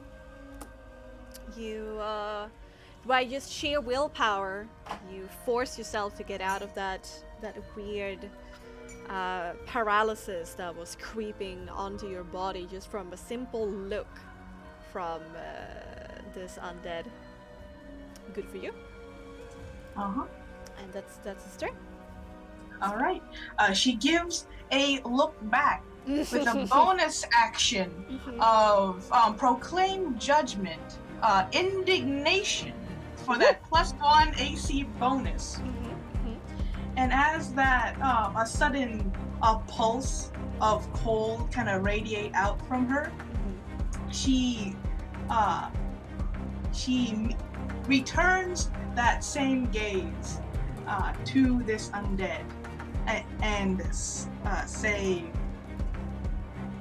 "You are making a very big mistake. If we can just talk it out. But if you so want this," and she will use an attack. 2 attacks. Okay. All right, do it. Okay, she's going to move over here and then make an attack against it. It is my favored enemy, Halberd. Oh shit! Favored. Rip! Okay, onesies. Does that hit? Does Yes, 19 it does. hit? Yes, it does. Okay, let me check for Smite C. I have 3 more level 1 Smite, so she'll do that for an additional 10 cold. Okay. And then she's gonna attack again. So 19 damage. Yeah, 19 damage on that one, and then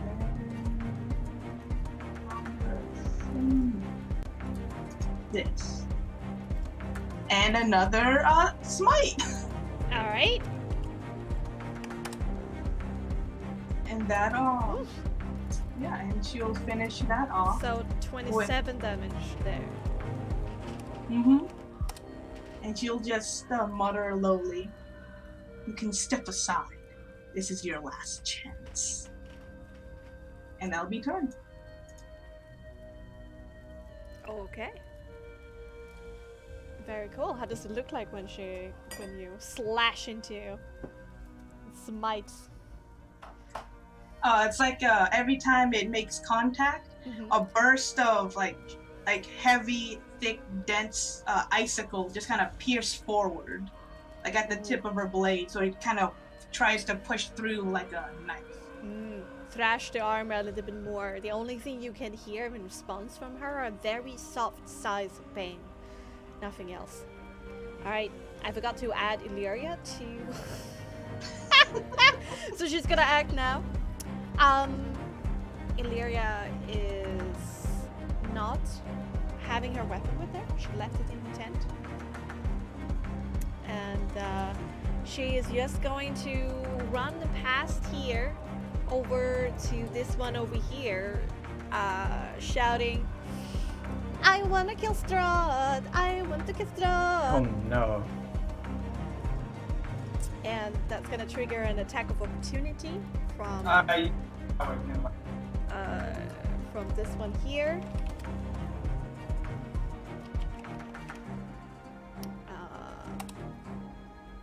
Oof! That's actually not enough. Minus 1d4 as well. Yeah, that's true. That's true. It still doesn't matter because Illyria's. But then again, she's not applying her armor in this moment. This would only be a leather armor. This is not dexterity. She's not adding the dexterity mod to her armor. So it's just leather, and she has +1 studded, or so yeah. So her armor class is 13. Oh, really? Oh, bro. Yeah. Just studded leather? The +1 studded leather armor, yes, and she is not bothering to use her dexterity on top of that. She's not dodging. Rip. Yeah. Oh no. So Hilarious. 17 minus Crazy. 4 is 13, so that's enough. Yeah, you can see Illyria just run in with reckless abandon. Not taking any care of dodging this blow coming from this undead, almost reveling in it. Taking, oh my god, this is 20 damage. Jesus! Asphoda is just looking at her like, what the fuck? And when she stands here, close to this thing, she has her hands hold out, just giving this creature an excellent view of her chest and an ability to hit it, inviting the attack. Martia looks at it and shouts in Sylvan, interfere! And as she does, the Mark sword will do his little flashbang thing, so I needed him to make me a composure check. This DC 12 minus 4 because of pain, minus D4. Yes. Yeah, right. Bane also activates on my saving throws as well. Yeah, Bane is the shit, man. Negative less. It was composure, right? Yeah, Manipulation. negative. Oh, sorry, no. Composure.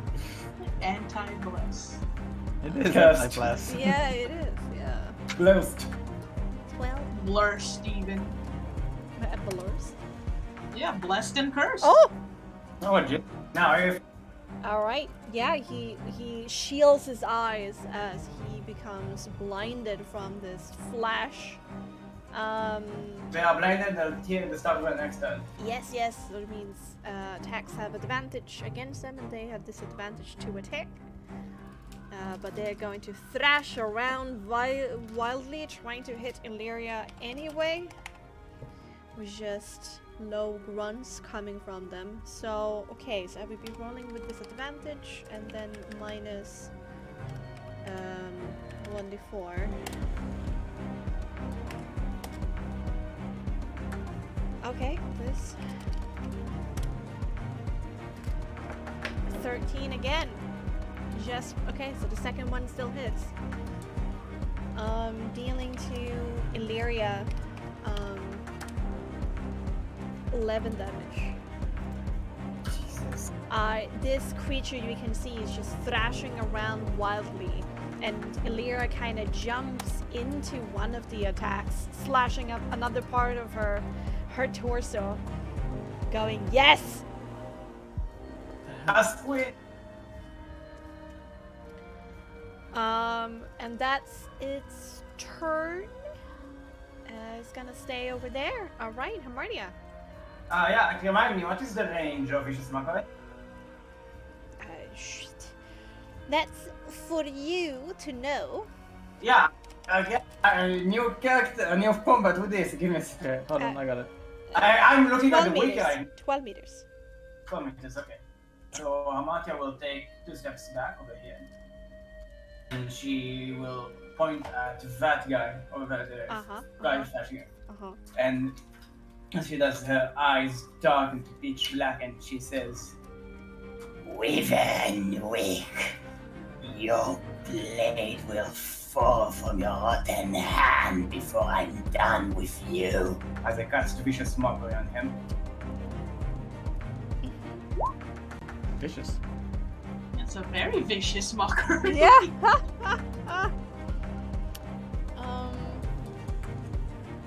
Okay. All right.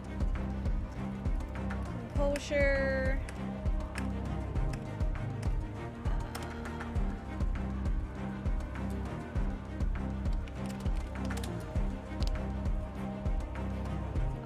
That's a 24. Jesus, okay. Oh, and as she tries to cast the magic, but it fades before she can really cast it, and something else appears from her dry tears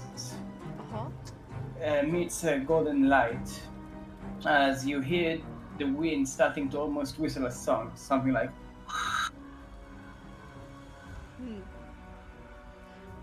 And in response, you only get like a one red eye staring in your direction.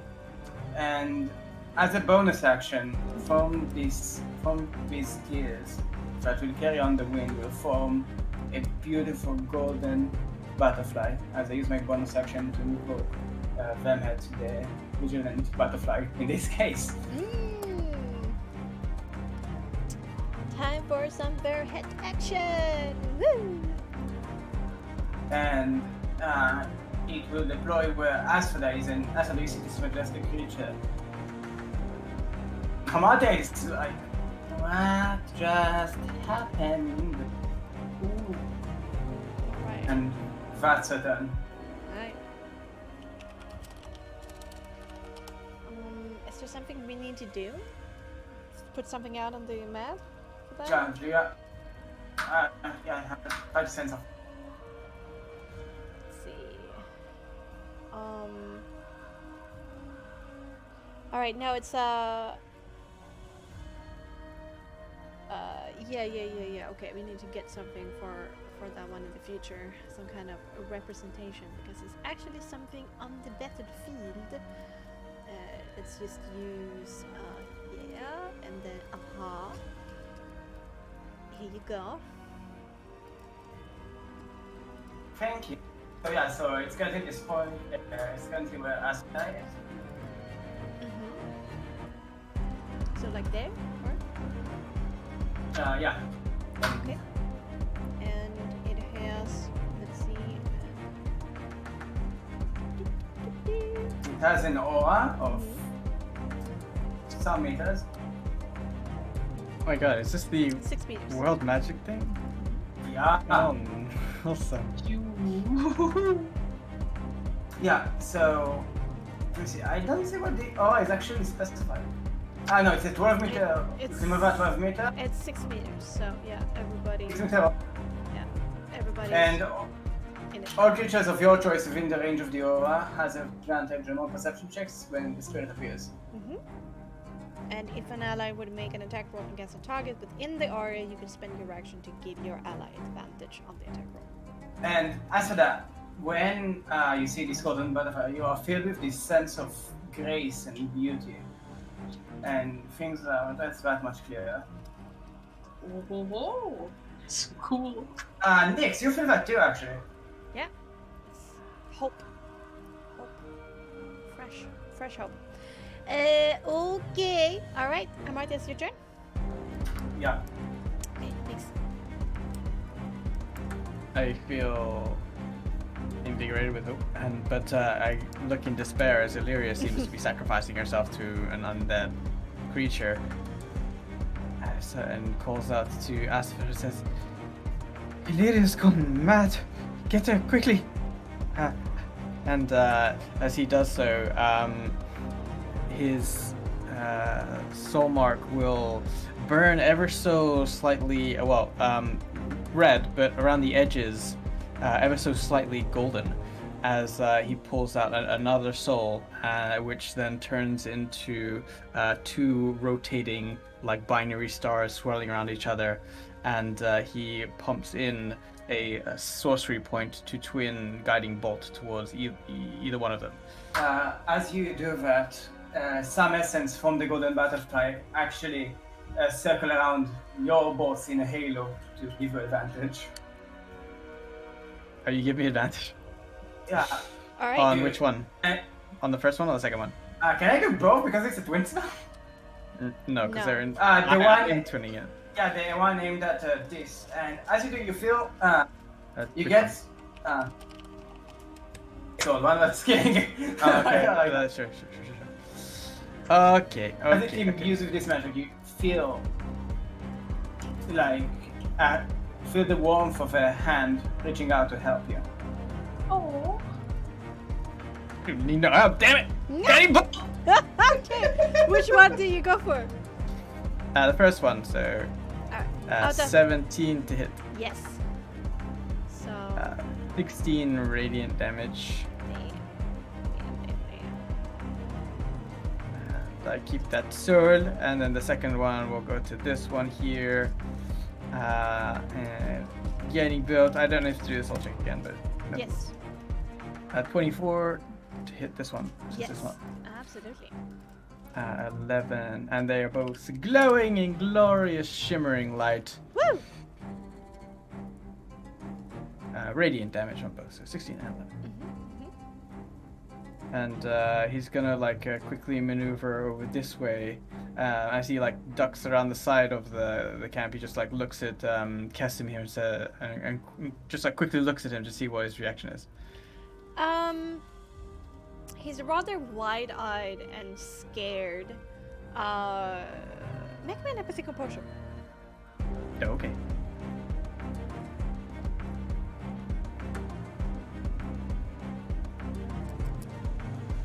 E15. 15. Okay. 1 second.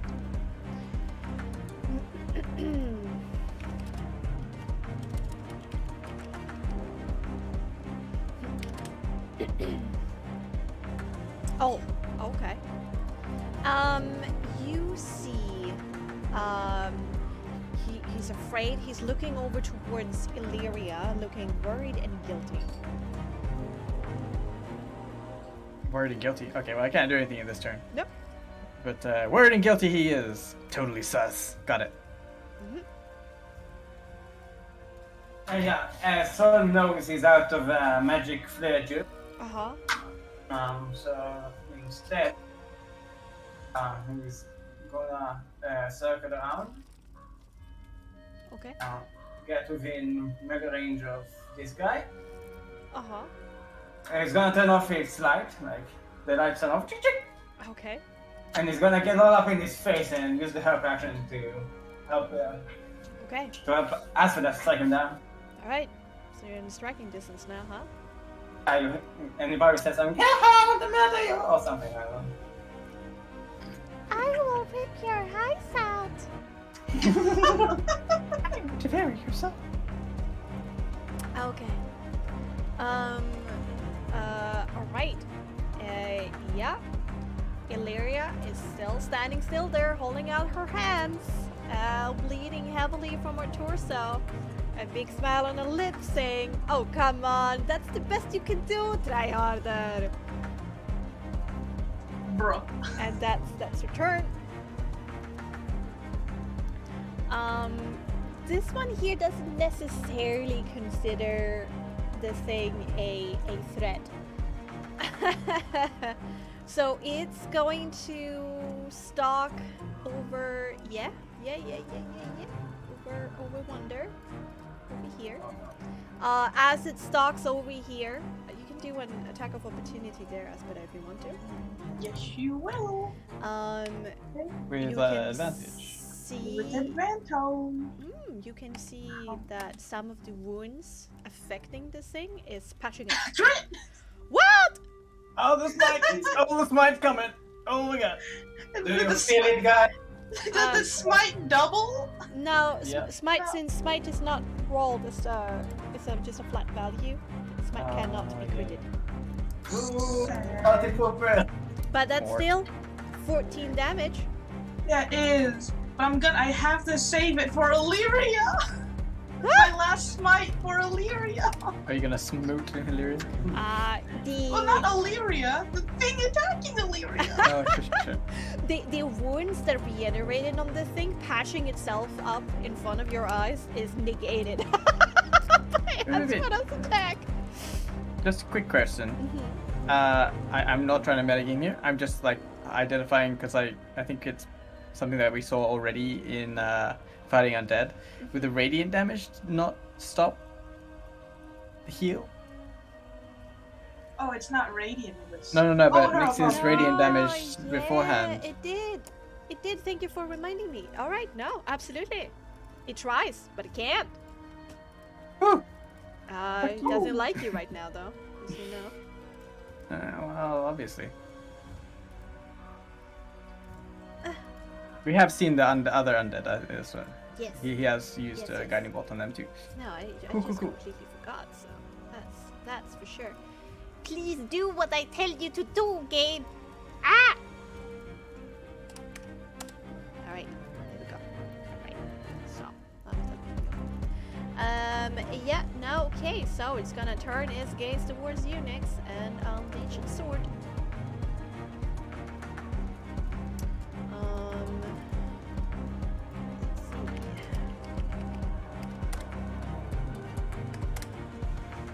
Slashing you twice, once for 22, the other one for 16.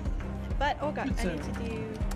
Yeah. Okay, so 21 and 15. The 15 misses. Alright, 21 will hit. alright. You get... Great sword bites into your flesh. Oh god, that could have been way worse. For 8 damage, the pain is like a jolt to your system, and you dodges underneath the second blow. Oh, what's a big greatsword? 56, Jesus. Yeah, hold on. I need to do a composure concentration check. Yeah, against DC 10.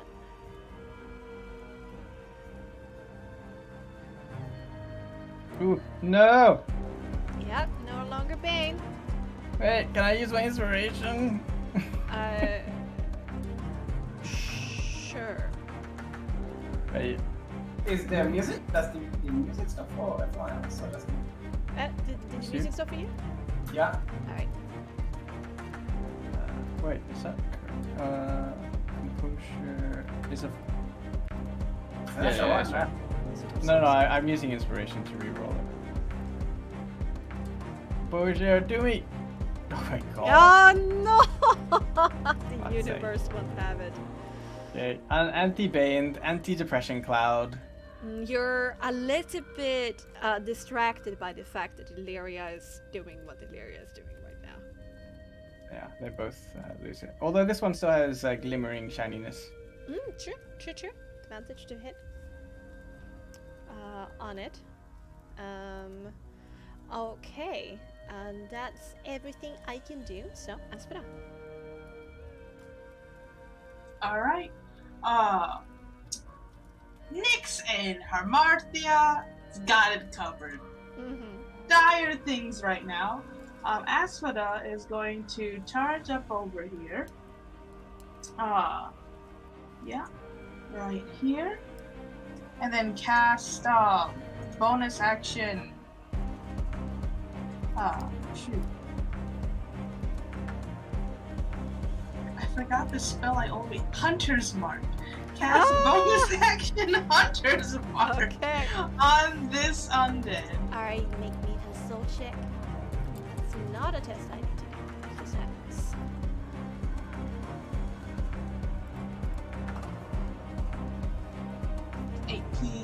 Yes, you do. Bring out the Okay. soul. Bring it back safely after you've done your little incantation. They tried to wiggle out, but she's like, nope. And she's gonna attack twice from here. I don't know what to do with friggin' Illyria going, woo, woo, woo, woo, look at me, it's me. I don't know what to do about that, but. Wowza. Okay, Wow, that see. first Jesus, you guys are running so high. What That- the frick? is my oh, and I forgot to add Hunter's Mark to the damage too. Alright, don't do that. So, Okay, Hunter's okay. Mark. Okay, I'll roll 2d6 for both of them. An additional 7 total. Alrighto. And then she's gonna use her last smite on with the first attack. Okay, and that's how much? Another 10? Yeah, another 10. So Oh it'll be my 20. So 27 plus 11. 38. Yeah, plus 7. Okay, 40, yeah. 43. You bite into the thing. It's bleeding. Well, not really bleeding, but it's definitely gotten a few flesh wounds, and you tarnish this armor even more than it was already tarnished. Damn. Okay. And she's just like, Illyria, snap the fuck out of it! Yeah, soldier. Illyria turns her head towards you and gives you a big smile. Okay. Alright. This revenant here, he's looking a little bit like, why are you not fighting back? This is kind of boring. And is going to turn towards Aspera, staring red, glares at you with his red eyes.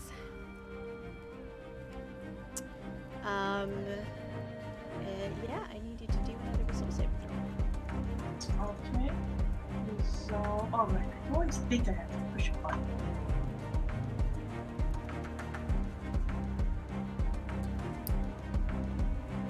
I would like to inspiration myself for Okay. advantage. Roll again. Wait, you hit a 25 to hit Ah, us? fuck me. Oh no! No! Rolling like balls. Wait, Oh. but you got a 25, 29. What's the problem? Huh? Oh, that's. We're rolling a Oh, I saving see. Yeah, saving throw. throw. Yes, yes. You, Aspera, my friend, you're paralyzed. Ah, shit. But you can re-roll the saving throw at the end of each of your turns. But until then, until you succeed, you are stuck in your place. You cannot take reactions or movements, or you can't do anything other than just watch what's happening. Alright. It's gonna step in here a little bit, step around, like walking around Illyria, taking a look at it from different angles of like, what the fuck? So even this thing is like, what the fuck? Yeah. What the fuck, man? You can see kind of on its stance that it's the way that its chest heaves, even if it's not like actually breathing, it seems to be enjoying itself. And then watching Illyria seems to be a little bit like a killjoy in a way, you know? What a killjoy. Okay. Marty, what do you want to do? Mattia is looking at the situation. How bad does this guy look? It looks hurt. I look at Nyx. Do you have a good shot? It's fucking on me. Do you have a good shot? Fuck it. And she's gonna step over here and she's gonna like jump on him like almost like a hyena jumping on scavenge on like a carcass, and she goes ah, and she pulls her needle, and she's going to try and stab him in the back. Oh, okay. Sure. Roll for an attack. Like a goblin. I have advantage. No, you have a +2. Ah, yeah. Does that count as sneak attack? 17 to hit. Holy shit, Oh my what the God. hell? So many dice. Yeah, I'm also looking at them like, what the fuck am I looking at right now? Oh, that was Sneak attack damage. Oh, I see. Well, what does sneak attack say again? I always forget. If you have an ally within 5 feet of the creature, Okay. you can take it. Yeah. 1 meter, sorry.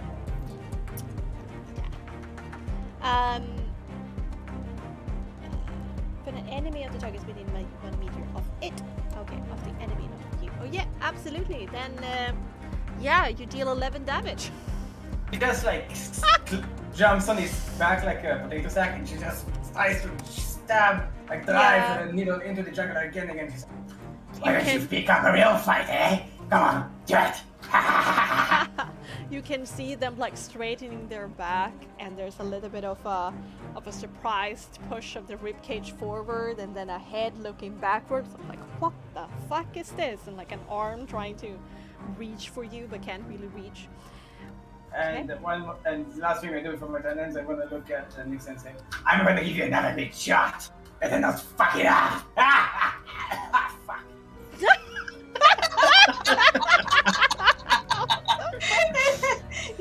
Oh my god! Alright, okay. Well,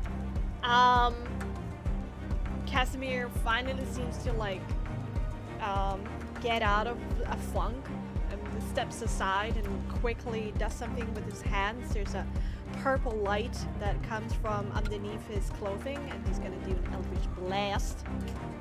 An Eldritch Blast. Eldritch Blast. Oh, wow. nice. Yeah, I mean, standing right there and a little bit occupied by trying to get the thing off his back, so... dealing 8 damage to it. Yeah, this thing is starting to get a little bit pounded upon. A lot of wounds starting to appear, but still standing strong. Alright, Nyx! Okay. Ooh. Nyx will look curiously at Hamatia, like basically angry stabbing it from behind. Yeah. And oh god, he will. Laborious. Laborious. I will move out of the range for an Alright. opportunity attack.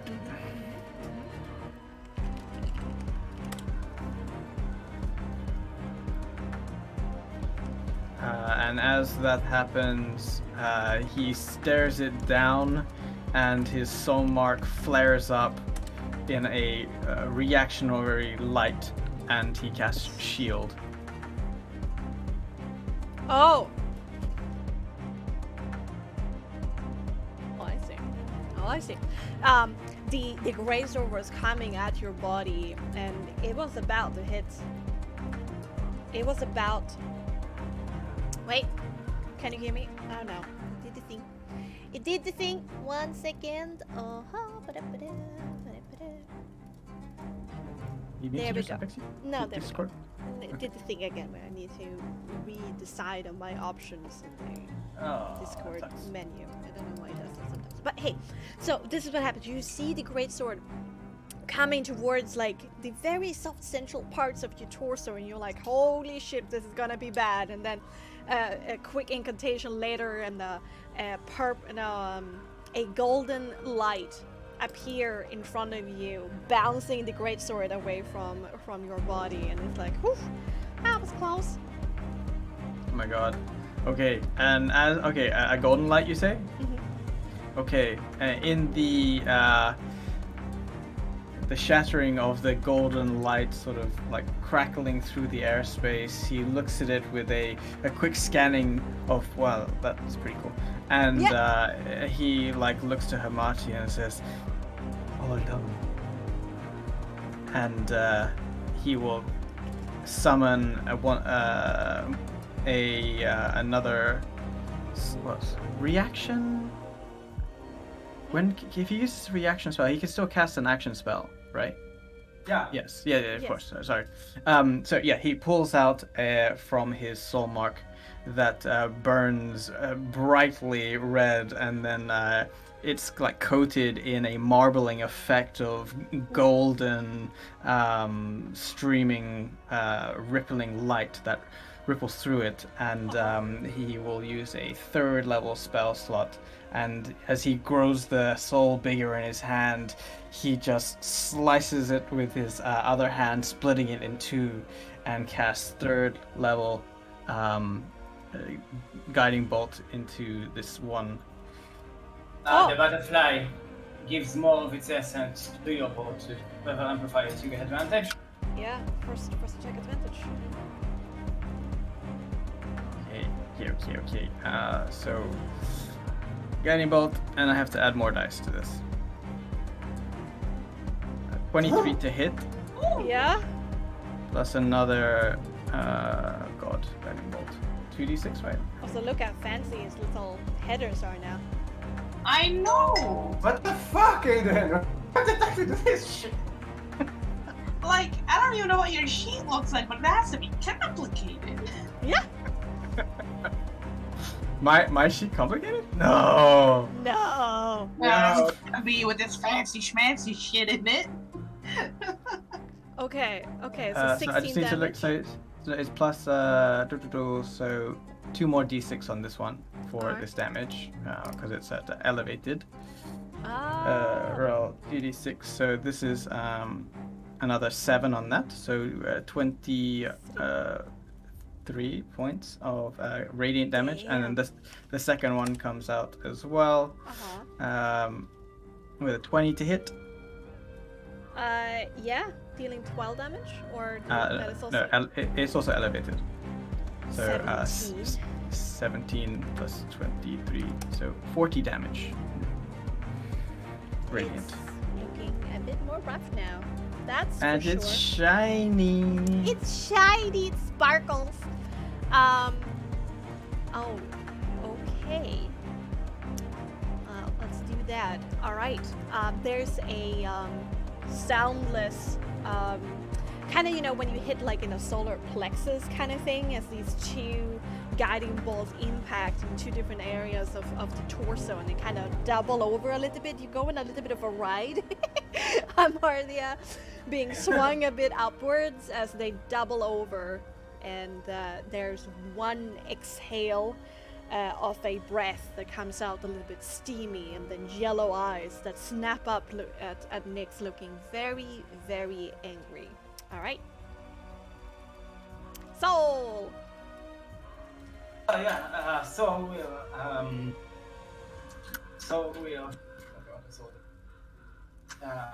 we'll try to do his best to distract DCI, and he's gonna go ahead and use the help action on Asphodel, and he will answer. Cause can he do that? Can you do a help action on a saving throw? I don't. What? No. No. No, Only he on can't. It's an only action. the attack action. No, yeah. So he's going to be a nuisance, basically. Be like, yeah, I've got you. Woo. I think he's out of things to do. Shit. I got your back. For now. Yeah, he's gonna try to be as much of a little shit as he can to this undead guy. All right. Just trying to distract us as much as possible. All right. What? Make me presence persuasion. That's all. Shit. If, Fuck.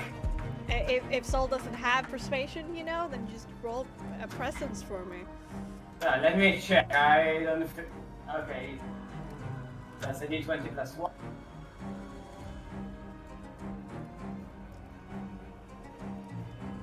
Oh, 13. All in all? Okay, good to know. Alright, that's all I wanted to know. And Illyria sighs to herself. No, you're supposed to hit me, not her. Listen to me. And Sol is like, no, you're supposed to hit me, not her. Oh my god, like an annoying 4-year-old. Notice Alright. me, son. Notice me on that sandwich. Not caring anymore about these two other people standing around. That very angry stare that she was giving you next turns into something more sinister, and there's something affecting your body, making you freeze up. Make me a soul saving throw, please. You sure? Yes? Do it now. I don't wanna. Too bad. I don't want it. Oh, so you're paralyzed. Okay.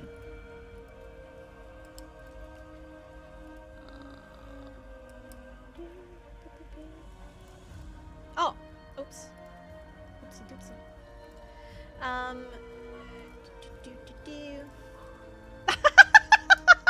Nice. Come on. We're too helpful. Okay. That's their turn. They're gonna stay where they are, just staring daggers at you. All right, Aspida. Now try and break free. All right, roll your soul saving throw. You got to break free. You got to break free. Oof. Woo! Yes. One.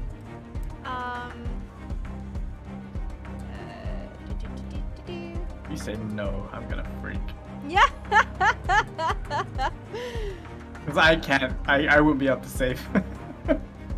This is though Aspida's the end of your turn, Aspida. You spend this whole turn breaking through this paralysis, which you do. You regain control over your body. However, you are now frightened. Okay. She's full. Yeah, you're frightened of this guy for 1 minute. You don't like what it just did to you. You get scared of their gaze, which means you have disadvantage to attack and you can't move any closer. Okay. That's your turn. Alright. And we get back to this. The head whips around, looks at you, and gets excited and angry at the same time. I was like, okay, that's impressive. That's cool. But I actually don't want to hurt you. So, and just out of sheer annoyance, there's going to be an attack coming against our soul. Yeah. Bladder, the bug. Like, get out of my way. A quick short sword attack coming in that direction. How about it, Sol? Mm-hmm.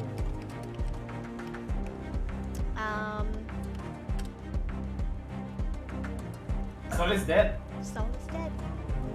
Wait, yeah, he's dead. Soul is sliced in half. As this was just a quick flick of the wrist of this creature of like, oh my god, annoying bug, and then slice. And Soul goes down with the message in your head of, I want revenge. No. Oh my god. and then it turns towards Illyria, also feeling rather annoyed of like, okay, if you're gonna be this way, then just get out of my way.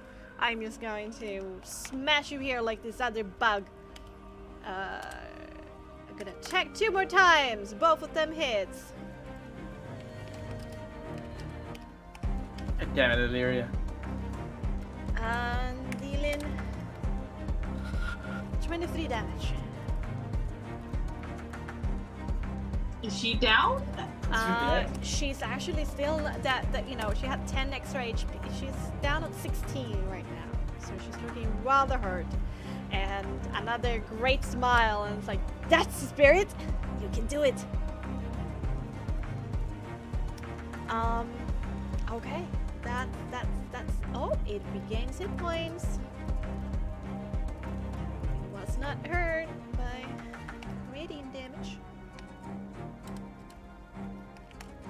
So, a few with hit points. A few with the wound starts to patch up before your gaze. Yes, for now. Alright, Harmonia. Yeah, I'm thinking. What should I do? Is he still down or?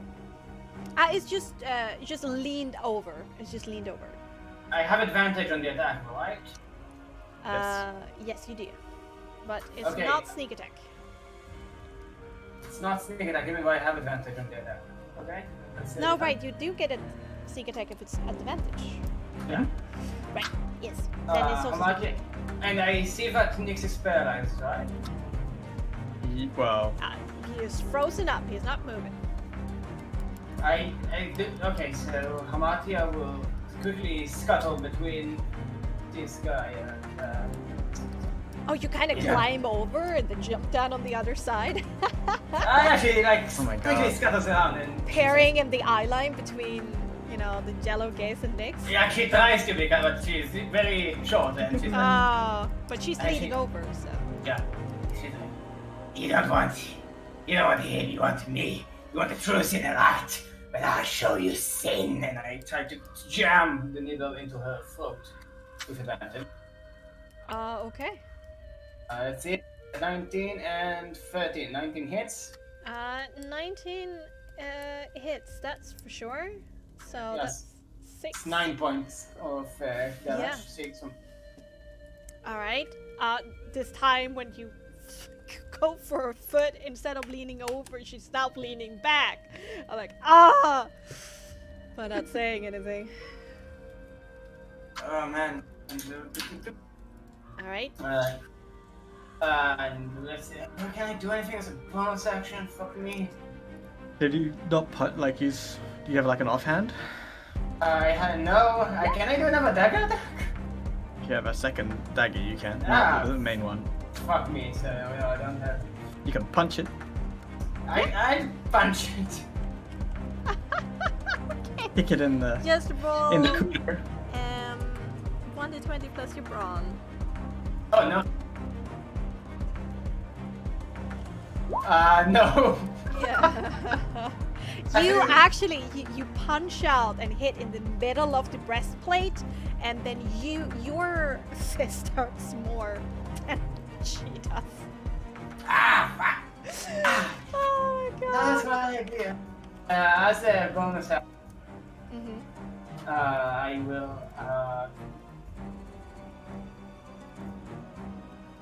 No, I don't know anything. as a bonus You action. did the second attack as the bonus action. Oh yeah, so that's my turn. Oh, okay. Okay.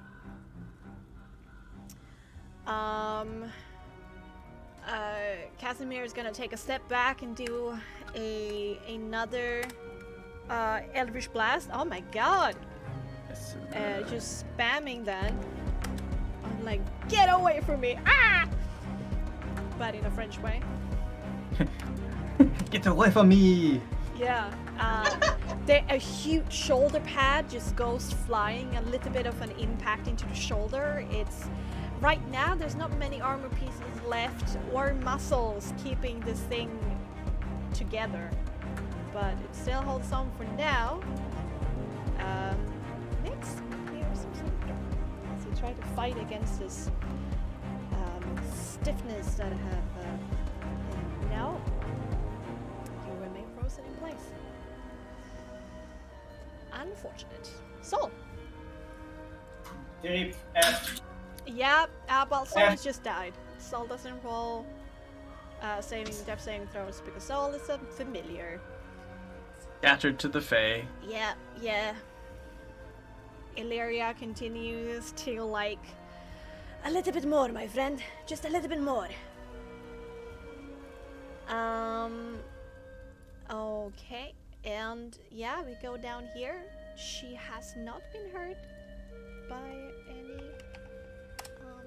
So some of her wounds starts to patch herself up, and she just takes this step over here, and then she attacks Nyx twice with advantage.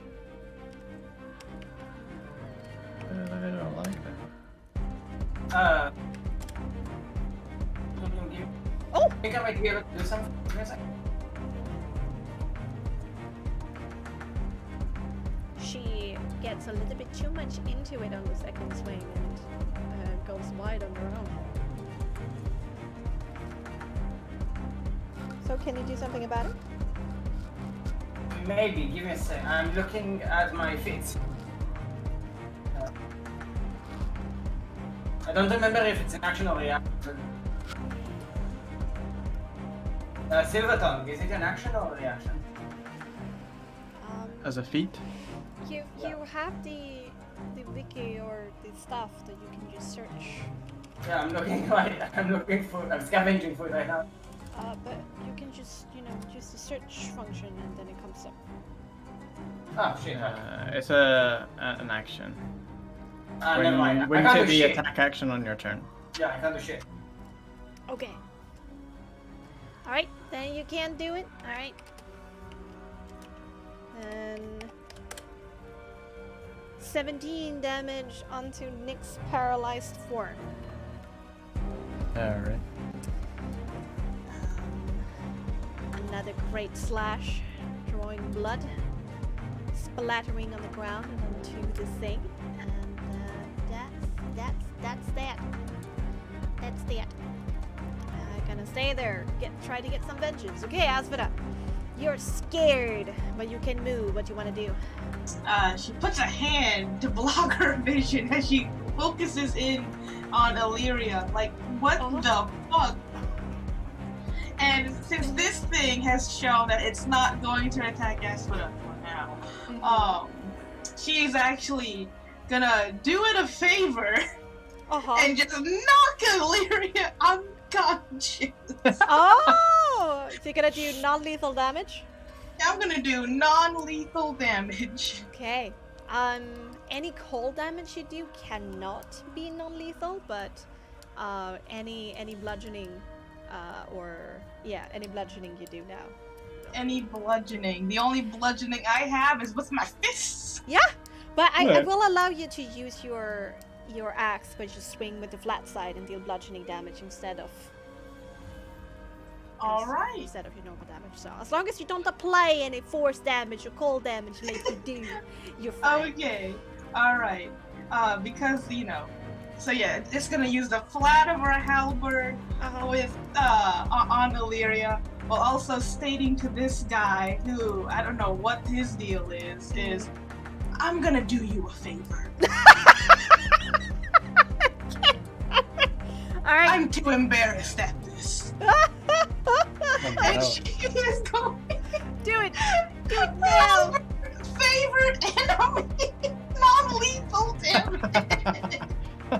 It's not. Yeah, right. Humanoid. Yeah, favorite enemy. Yeah, for sure. Yeah. There's going to be a sour gaze coming your way as you stomp up and bring down this thing. Let's see what happens. I'm gonna apply my dexterity bonus now. Okay. There's a sour gaze from Illyria. A sour gaze from Illyria, and she prepares herself to dodge. So. Oh, you gonna dodge me now, asshole? She has 18 armor right now. Okay, that's a miss. And one more time. Dang. Yeah.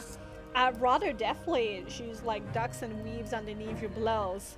Don't spoil the fun now. This isn't fun.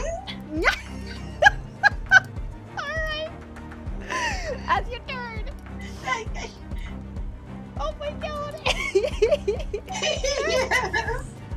Now he looks at you two and like, why are you guys fighting each other? And he actually decides to run over here and help her friend. I'm like, yep, no, I'm not gonna be a part of this. And I will opportunity. Alright, at disadvantage, go ahead. At disadvantage. Yes. Where do you think you're going? Actually, over here. Halberd, Babe, Hunter's Mark. Ah, Halbert's favorite Hunter's Mark. 16. That's actually enough. You don't really look, but you try to swing your great sword where you think they are, and you can hear something. You hear your great axe, impact with some armor and some soft tissue, dealing 19 damage. Damn. Alrighty. Okay. As he comes to attack me, Akia's whole form will contort into that of a almost gibbering monstrosity. Like everything is defaced. Like I can't out- attack. It's dash action. Ah, okay, never mind. It's dashing. I wanted to do something. Never mind then. Alright. Right here. Looking the way she is surrounded, he's gonna panic a bit, saying, "Get away from me! Get away, Ash!" And the further away, the horn, the stomach on the horn flares up in what seems to be this grayish sort of light as the soul, is summoned, and then in a split second, just emits a shockwave as I cast Thunder Wave at the second level. Oh wait, I don't have Thunder Wave in my Michael's shit. I forgot to put Thunder Wave. I knew I forgot something. Shit. Okay, give me a second. Alright, so it's a vitality saving throw from me. Yeah, Vitality DV 15. And it's okay, so it would also, if you originated on yourself, it will also affect Nyx. I know. Alright. It doesn't control it. Okay, dokie. Okay, and That's the first one. This is the second one. Oh yeah, no, both of them fail. yeah, we both take. I said second level, so wait, Thunder Wave is second level or first level? I forgot. Oh, you said second level. Yeah, I said second. Have you done your soul check? Not yet. No, so that's 3. I got it on the 8th one. You also need 1d8 more damage. And now I saw. Okay, so that's Nick saves in his paralyzed form. woo!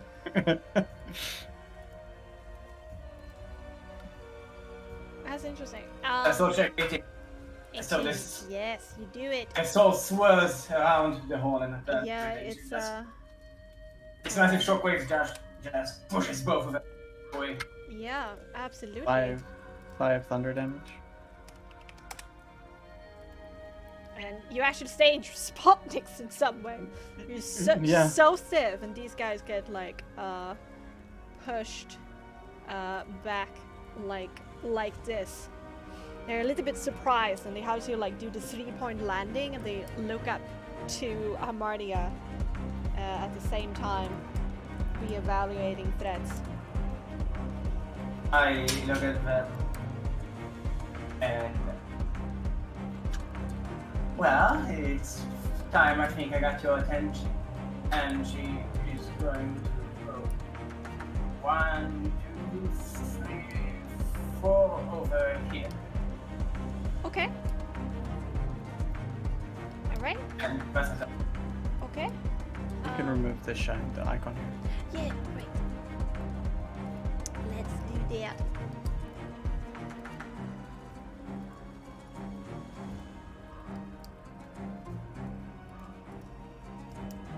Okay, well, it's a little bit buggy right now, but it's okay. Okay. So, Casimir is going to,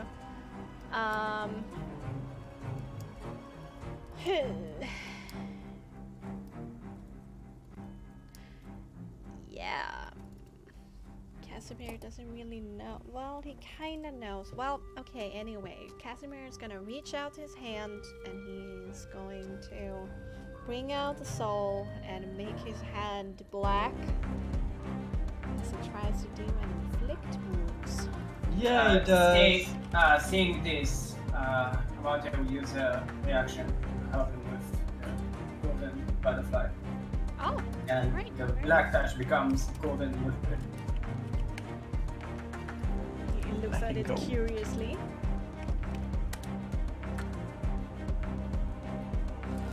What? Jesus. Yeah, I also need to do the soul check. Against, okay.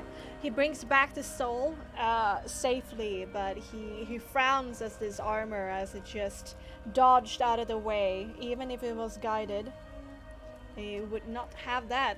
Unfortunate. Oh well. That would right. go. Nix, another soul saving throw. 18. 15, that's enough! Yay! Yay! I'm scared. But you're now scared. You're scared of this lady over here. And that's the end of my turn. Alrighto. Okay, Soul is down, Illyria is here. And she's going to say, you're ruining my fun. And she's gonna disengage from you and run towards the That's rest of the fight. FYI. Astrid has used her reaction. Yeah, but she disengaged.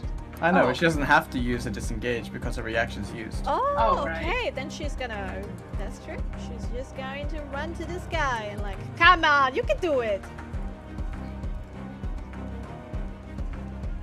All right. She's gonna regain some health. And she's gonna take 2 attacks of opportunity to continue. Wow. Yeah. I think I have sneak attack if I. Yeah. I mean, Casimir's there. Yeah, you can do A that. 14 to hit. Yes, that is enough. Her Yeah, so armor it doesn't takes- protect her much. 10 points of piercing damage. Okay. Casimir also brings out a dagger that is curved and elven of the design and that flashes quickly in the light of the fireplace and tries to stab this undead creature. But do I haven't actually even calculated the damage it does here. Right, it's just okay. No, okay, it's +6. All right. Oh no. He misses spectacularly. He just reacts very, very slowly and has already walked away when he has drawn out his dagger. Okay. Yeah, Amalia tries to grab him, but he's just too strong for her. But she does give like 2 little shield. Okay, 2 attacks against Nyx, one for 19 and the other one for 22. He can take a reaction, but that's a lot of damage. It's like he will react with a shield for the first one. Second one will still hit though as he's distracted and spooked. Yes. All right. Once again, that golden light comes out. Oh, you succeed on the soul check though, but she just pushes through your shield as you're a bit intimidated. What? Oh, nice. Dealing 11 damage. Shield is strong.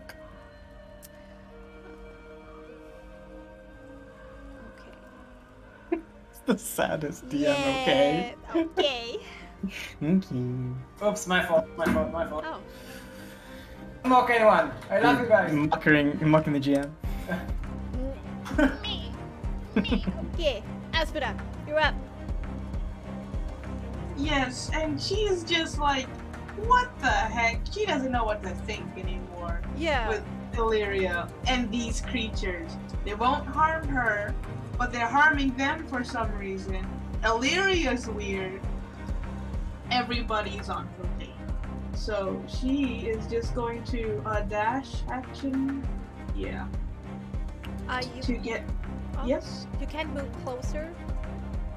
You can skirt around, but you cannot move any meters closer to this revenant over here. By the end of your turn now, you can do a saving throw to save against the frightened. Okay. Wait, So- let me redo my thing. So I can't come closer. Then 9 But meters. can I? Okay, but can I like?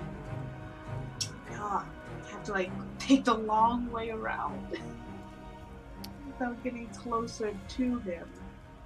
Yeah. Oh, shoot. Okay. 9 meters. Okay.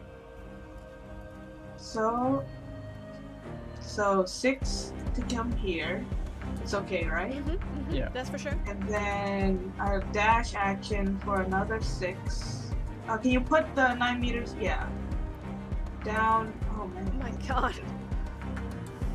What the fuck are you guys doing? Trying to We're get just 9. standing 9 meters away from this Okay, creature. so and this is 6. Another 6. Yeah. There you are, trying to skirt around. Okay. Make me a resource saving throw. Okay.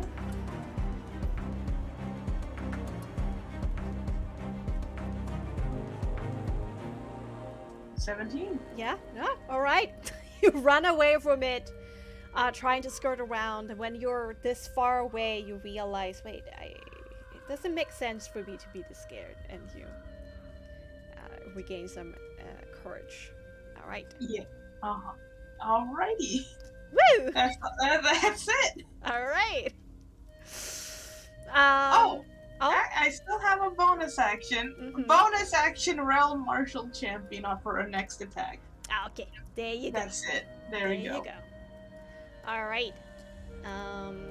This guy over here regained some hit points,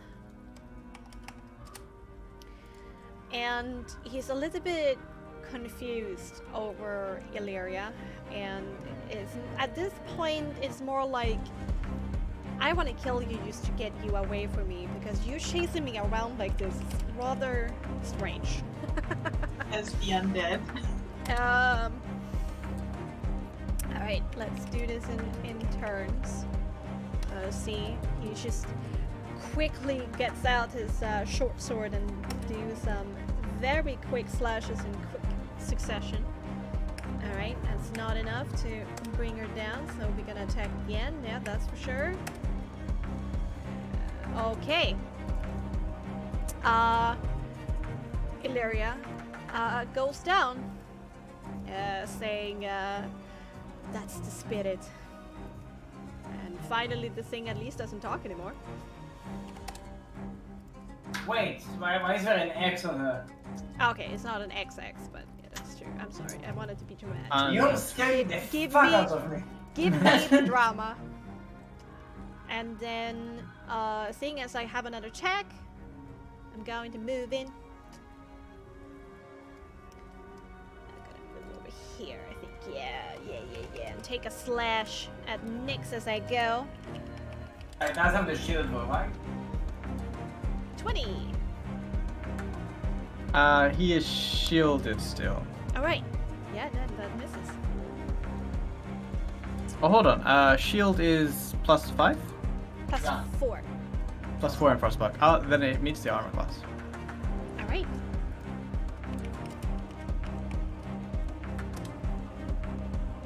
Nine damage. Ooh, he's looking bad. That's it. Alright, Harmonia. Oh man. Oh man. They're just slashing Nyx to bits. I'm thinking.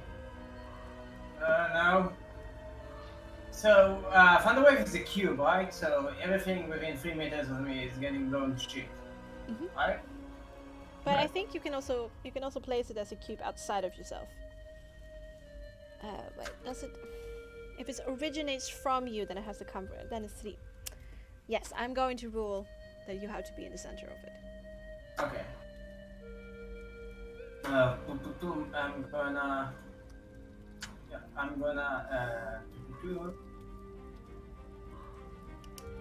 I'm gonna tell this guy. What's his name? It's so confusing for me. What's his name again? Casimir? Casimir, yeah. It's another character that I know, so it's weird because the artist. Anyway, I'm gonna say, like, listen, I need you to get as far away from me as you can, okay? Can you do that for me? He only gives you a silent nod. I'm going to prepare the third of the wave. Oh, alright, you prepared that. Hold concentration for now. Yep. As the Mark again floods in this, their soul becomes wind, and the wind just floats into this almost like a sun made out of gusts and leaves, and it's way more intense this time. Okay, alright, yeah. Casimir seeing that definitely moves away, further away, continues with his I Eldritch elicit. blasts. So I need both of these to make me a vitality save again. Oh yeah, the trigger was him moving away. Absolutely. Okay, so first the lady undead, Wow, what a shitty roll! and Fuck then the me. other one. Oh, all right, they take 4 damage each, and they stay in their spot. This time they seem prepared for it. Just their body is like moving a little bit forward, but then finding their ground.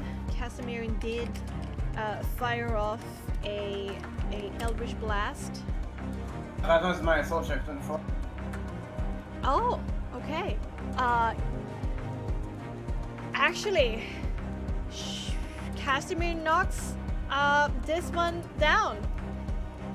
Woohoo! He did a thing. He did the thing. There's just this huge hole in the center of the chest, and these yellow eyes just looks down without any expression on it, and then just topples over silently, not moving any longer. Okay, next. So I see. Wait, so I'm not frightened anymore You're because not it's frightened dead. anymore. Yes. Okay. I look down and I like in my frightened state, and then it disappears, and I like give a cruel grimace, and I see in the eye line Asphodel in the background, and I do a quick check and say, "The tide is turning. 2 arms together," and do a protective bump for 10 HP, and he will include Hamatu in this one. Aww, can I cut that a little bit? That's what I go in half your speed, right? Half your speed immediately, plus 10 temporary hit points. Nice. Okay. Woo! Scoot. And as he shouts that and he stares this creature in the face, his worried look turns into a shit-eating grin, and he says, "I'll be seeing you." And he no. casts invisibility. Oh, fuck off. Nice. He like says goodbye with a wink and a kiss. Yep. It's gonna scoot. 6 and so this is strange because this is the first time this is happening, but in his invisible state, his skin, the vessels in his skin coming up from his soul mark flash like a reddish pulse. It goes over his face and reaching his eyes, and he feels the fire within his blood boil, and he will move as a free action.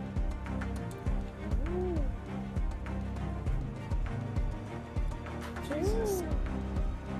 Why are you running? Why are you running? Oh, because I can still turn around, and he will turn around in his invisible state, and take a deep breath. He's hurting. 6 health points. Yeah, could I take an attack of opportunity of you when you moved away, but it's just a disadvantage because you're invisible? No, you need to see the creature that you have opportunity attacks. So like the same Yeah, way, okay.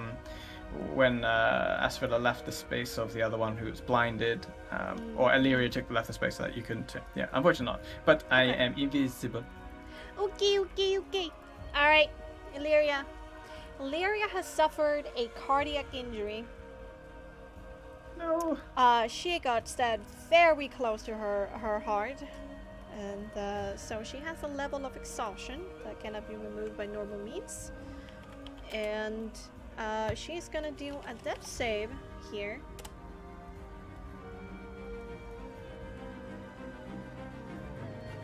Succeeding. One success. Oof. Okay. And that's that. All right. She's down. All right. Asvada. Yeah, she is hauling ass. Okay. Asvada, right here. Okay. Yeah, 6, and then I can reach. Woohoo! Woo! For reach! Bless for reach! All Bless right. for reach! Remember that you got your thing going. You can do this. Oh my god. And she is going to very, with indignation, attack. Okay, let's see. Favorite Hunter's Mark. Crit! Crit! And oh my gosh! And then here is and since the first one has the Realm Marshal champion, I'm gonna hit the button twice. Okay, do it. Oh my god. Oh my god. Oh my god. I god. need to calculate this.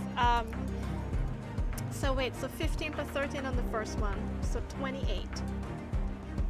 Plus 20, so 48. 4. And then plus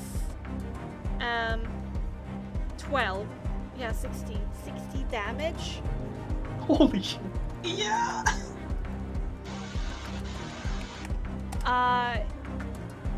Yeah. Is that more than half its double health points? No, probably it's not. Oh my god. But it's still a gigantic slash that just severs a huge part of its back, and it kind of looks back onto you, and you can see a smirk underneath the rags. They like that. Oh, yeah. Still up. Okay, he's gonna patch some of its wounds up, and then he's gonna cockily turn around, and still with a smile on his lips, he's gonna unleash onto you. Let's go.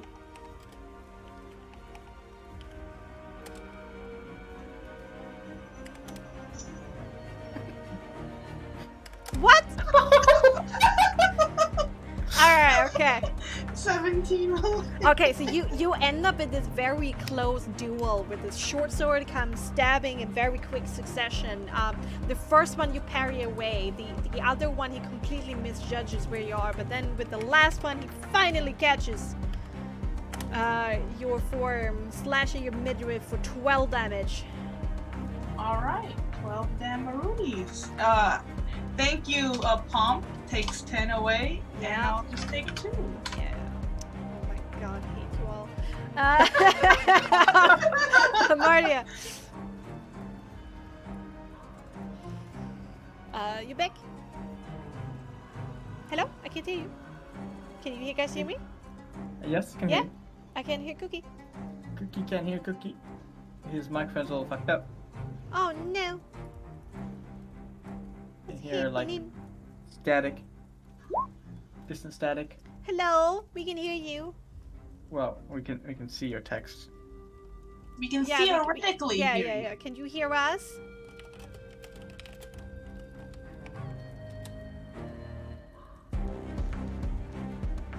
Rejoin maybe?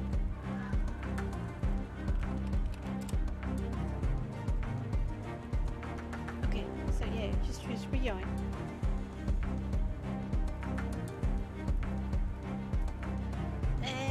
Please. No. No. Okay, just tell us what you want to do in chat. What do you want to do? Yes. Yes, one. Maddening darkness. Maddening darkness. Sickening radiance! Sickening radiance! What do you wanna do? Eldritch Blast.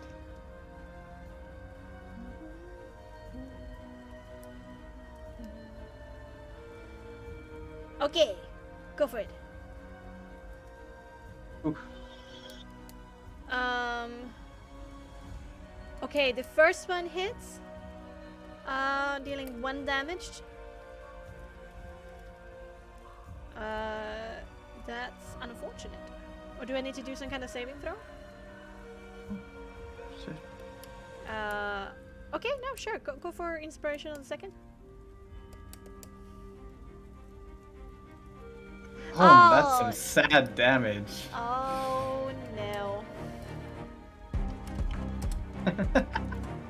The saddest smiley face ever. Oh, Eldritch farts. Oh, unfortunate. Okay, you want to say where you are? Nah. Gonna flank the fucker? Okay, go for it. Okay. Alright. Casimir is gonna move to the side. Going to continue attacking with this Eldritch Blast, and I just realized that Eldritch Blast requires 2 hits, and then I roll. None of them hits. Yep, Eldritch farts, that's for sure. Oh no. All of us. Just missing these. He kind of dodges out of the way for these two. With Amardia there, he just didn't reach the target. Okay. All right. Then we go for Nyx. Okay. With the vantage point, is this like more of a little hill here? I guess. Yeah, it's a little bit higher terrain. That's for sure. Yeah. Can I see the dying corpse of Illyria by the campfire? It's not that big of a hill. The tent is higher than you. I can still maneuver here. Yeah, that's for sure. Okay. It gives me a line of sight for both things. Okay. Then I will reappear because like this will break. Mm-hmm. I think if you cast a spell, you break invisibility. As you do. And I will cast Healing Word at 2nd level on Illyria. Okay. Soul check and how much it heals. Mm-hmm.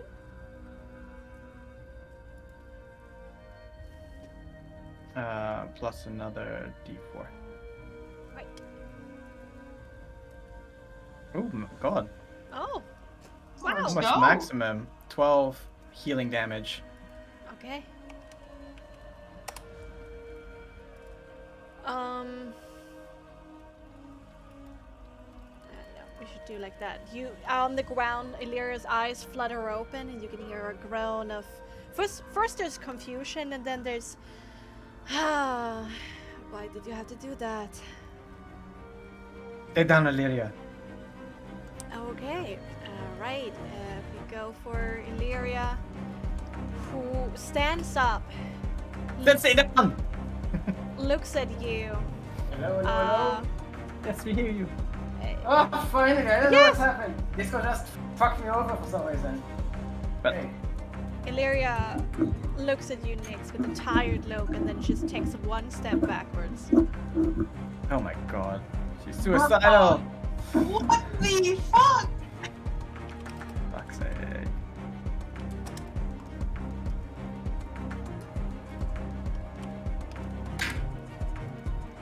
And she just stands there and takes it. There's like a little bit of a grit on her face as she's trying to live through the pain, but it does affect her.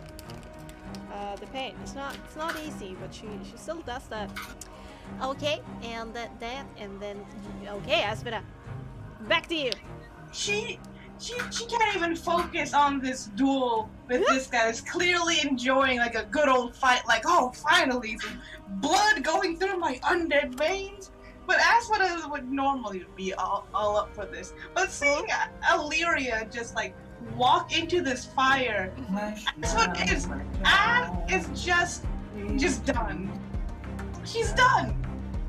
And she just says to this undead, "One moment, please." And then just charge at Illyria to the point push her out of this goddamn fire. Like, whole throttle tackle. When I see this, can I shout at Aspida? Listen, I have a plan. I can do something, okay? No need for violence against her. Like that Hamarthia has something to do. Oh, he's gonna do something for Illyria. Yes, I have a plan. Just this guy, please. All right. Okay. And Aswad is just gonna try to finish this bout with this guy. Okay, +2 to hit. +2 to hit. Yeah, flanking. Oh, okay. Cool. Nice. Cool. You have Pocket So- Hamati at your side. All right, then I'll do bonus action Realm Martial Champion and then make my attacks. Do it. Okay, our favorite Hunter's Mark, and then assume a +2 on these attacks. So 28 and a 16. Yeah, Uh, both hits. And I- then Uh-huh. for the first one, Never mind. +1 force. Okay. So, 20, 36, 37 damage. How do you want to do this? Woo! So, Aspida does one thrust to the center of the chest, and that little bit of force damage kind of pushes it, the tip of her blade through. And then while still in it, she twists her halberd to the side and pulls it out, slashing and pushing pressure to the right side of her to cut as she pulls out. All right. You can see the shoulders moving up and down as if the creature is laughing, and then there's a big smirk on his lips, and it falls down, still with that smirk plastered, but that steely, glowing red light goes out, and instead of that weird gaze, it just turns into normal undead eyes, spotted and milked. And milky. Aspida just, with the breath of relief, just kind of mutter, "I'm gonna talk to you later." And he's just gonna use her what's left of her movement to be over here, ready for whatever Hamarthia is about to pull. Amatia will point at Atalaya, and the soul mark will flicker with purple. Illyria. Atalaya, and soul mark will light up with this bright yellow, almost like a cloud, almost like a clear sky kind of color, and the soul will form into a pollen in my hand, and I will blow it at Atalaya while I sing. Sleep now, my child. As I cast sleep on her. In the fire. She's in the fire.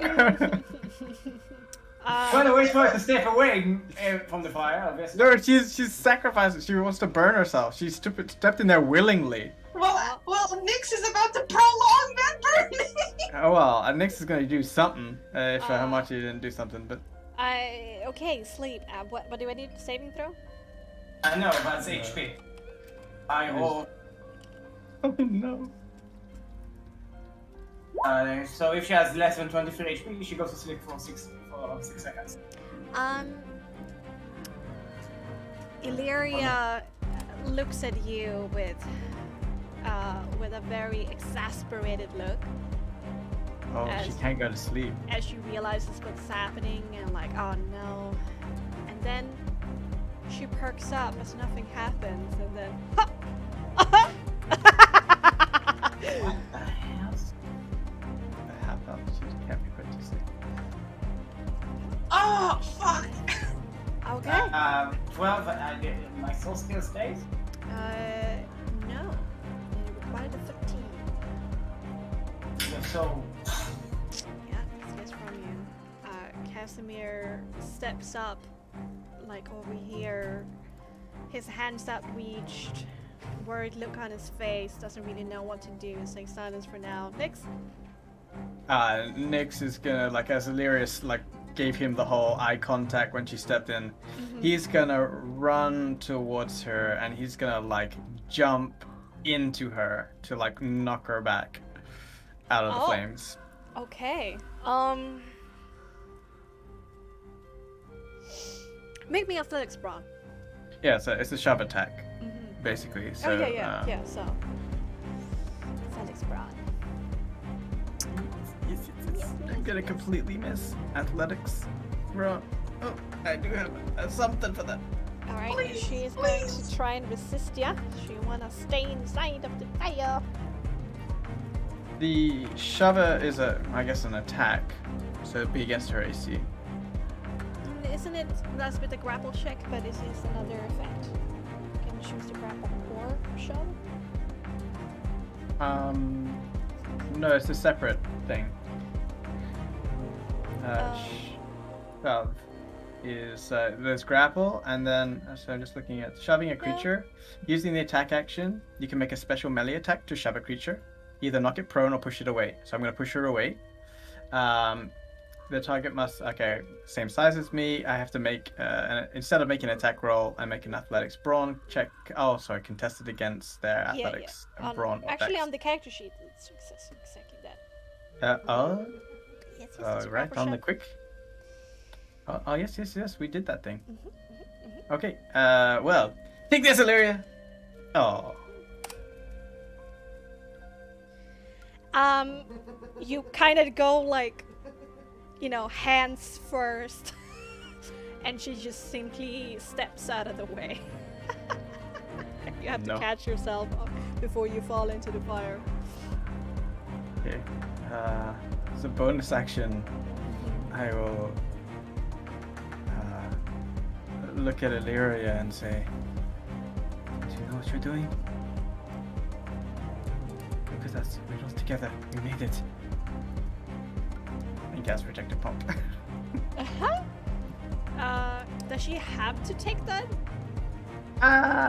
Protective Pump is inspire allies. It's a question of if she's an ally. It's who I designate as.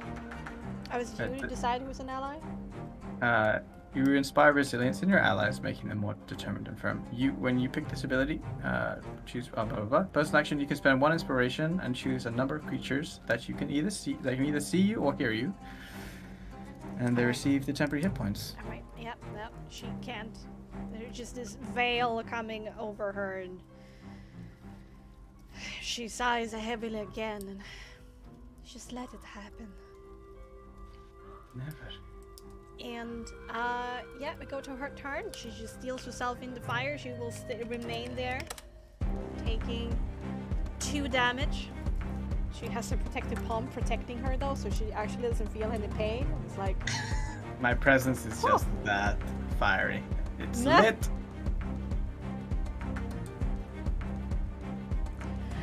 And then seeing that she doesn't take any damage, looking around on all of you, seeing the 2 undead bodies, she sighs, steps out of it. You will not let me die, huh?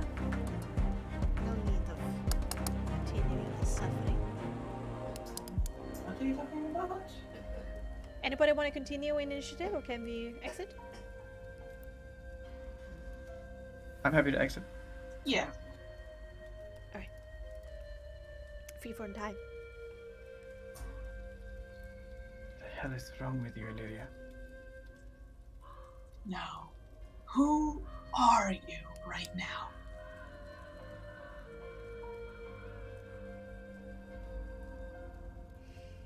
I see that you are not complete fools after all. Too bad, I won't say. Nyx is gonna like get closer to Illyria and like stare into her eyes. Do I recognize anything about the way she moves, the way she talks, anything? Oh, no. Illyria, is usually rather tense and being a little bit uncertain about herself.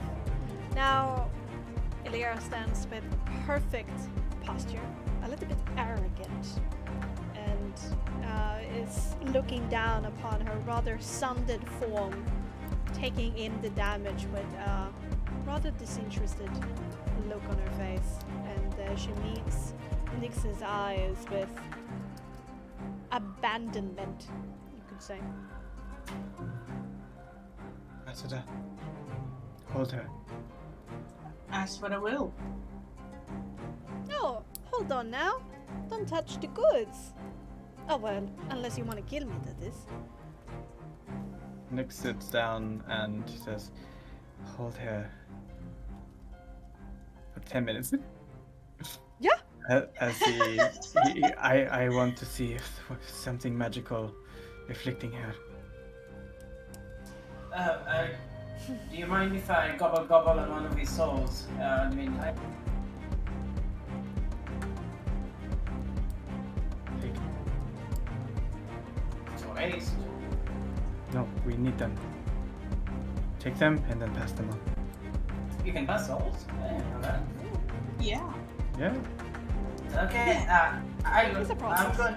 So, Amartya will use Story Tough to create 2 autumn leaves, which you will put in each of his undead corpses' mouths, and you will see the soul as it's actually being sucked into these leaves, making them green and lush, and Amartya will eat the leaves to absorb the souls. They are no souls. Oh, there are no souls? I kind of knew that was coming. Yeah, They're they empty. are argent zombies or whatever. Fuck! So I do. So I. You're very confused, Amartya, at this moment because there should be something there, but there ain't. It should be green and. Fuck. And whatever is Illyria right now looks to Nyx and says with a cocky smile, cannot banish me. I waited far too long for this moment. And with that, oh shit, I forgot to do the thing, but it's way too late now. With that, we're going to end tonight's episode. Oh boy.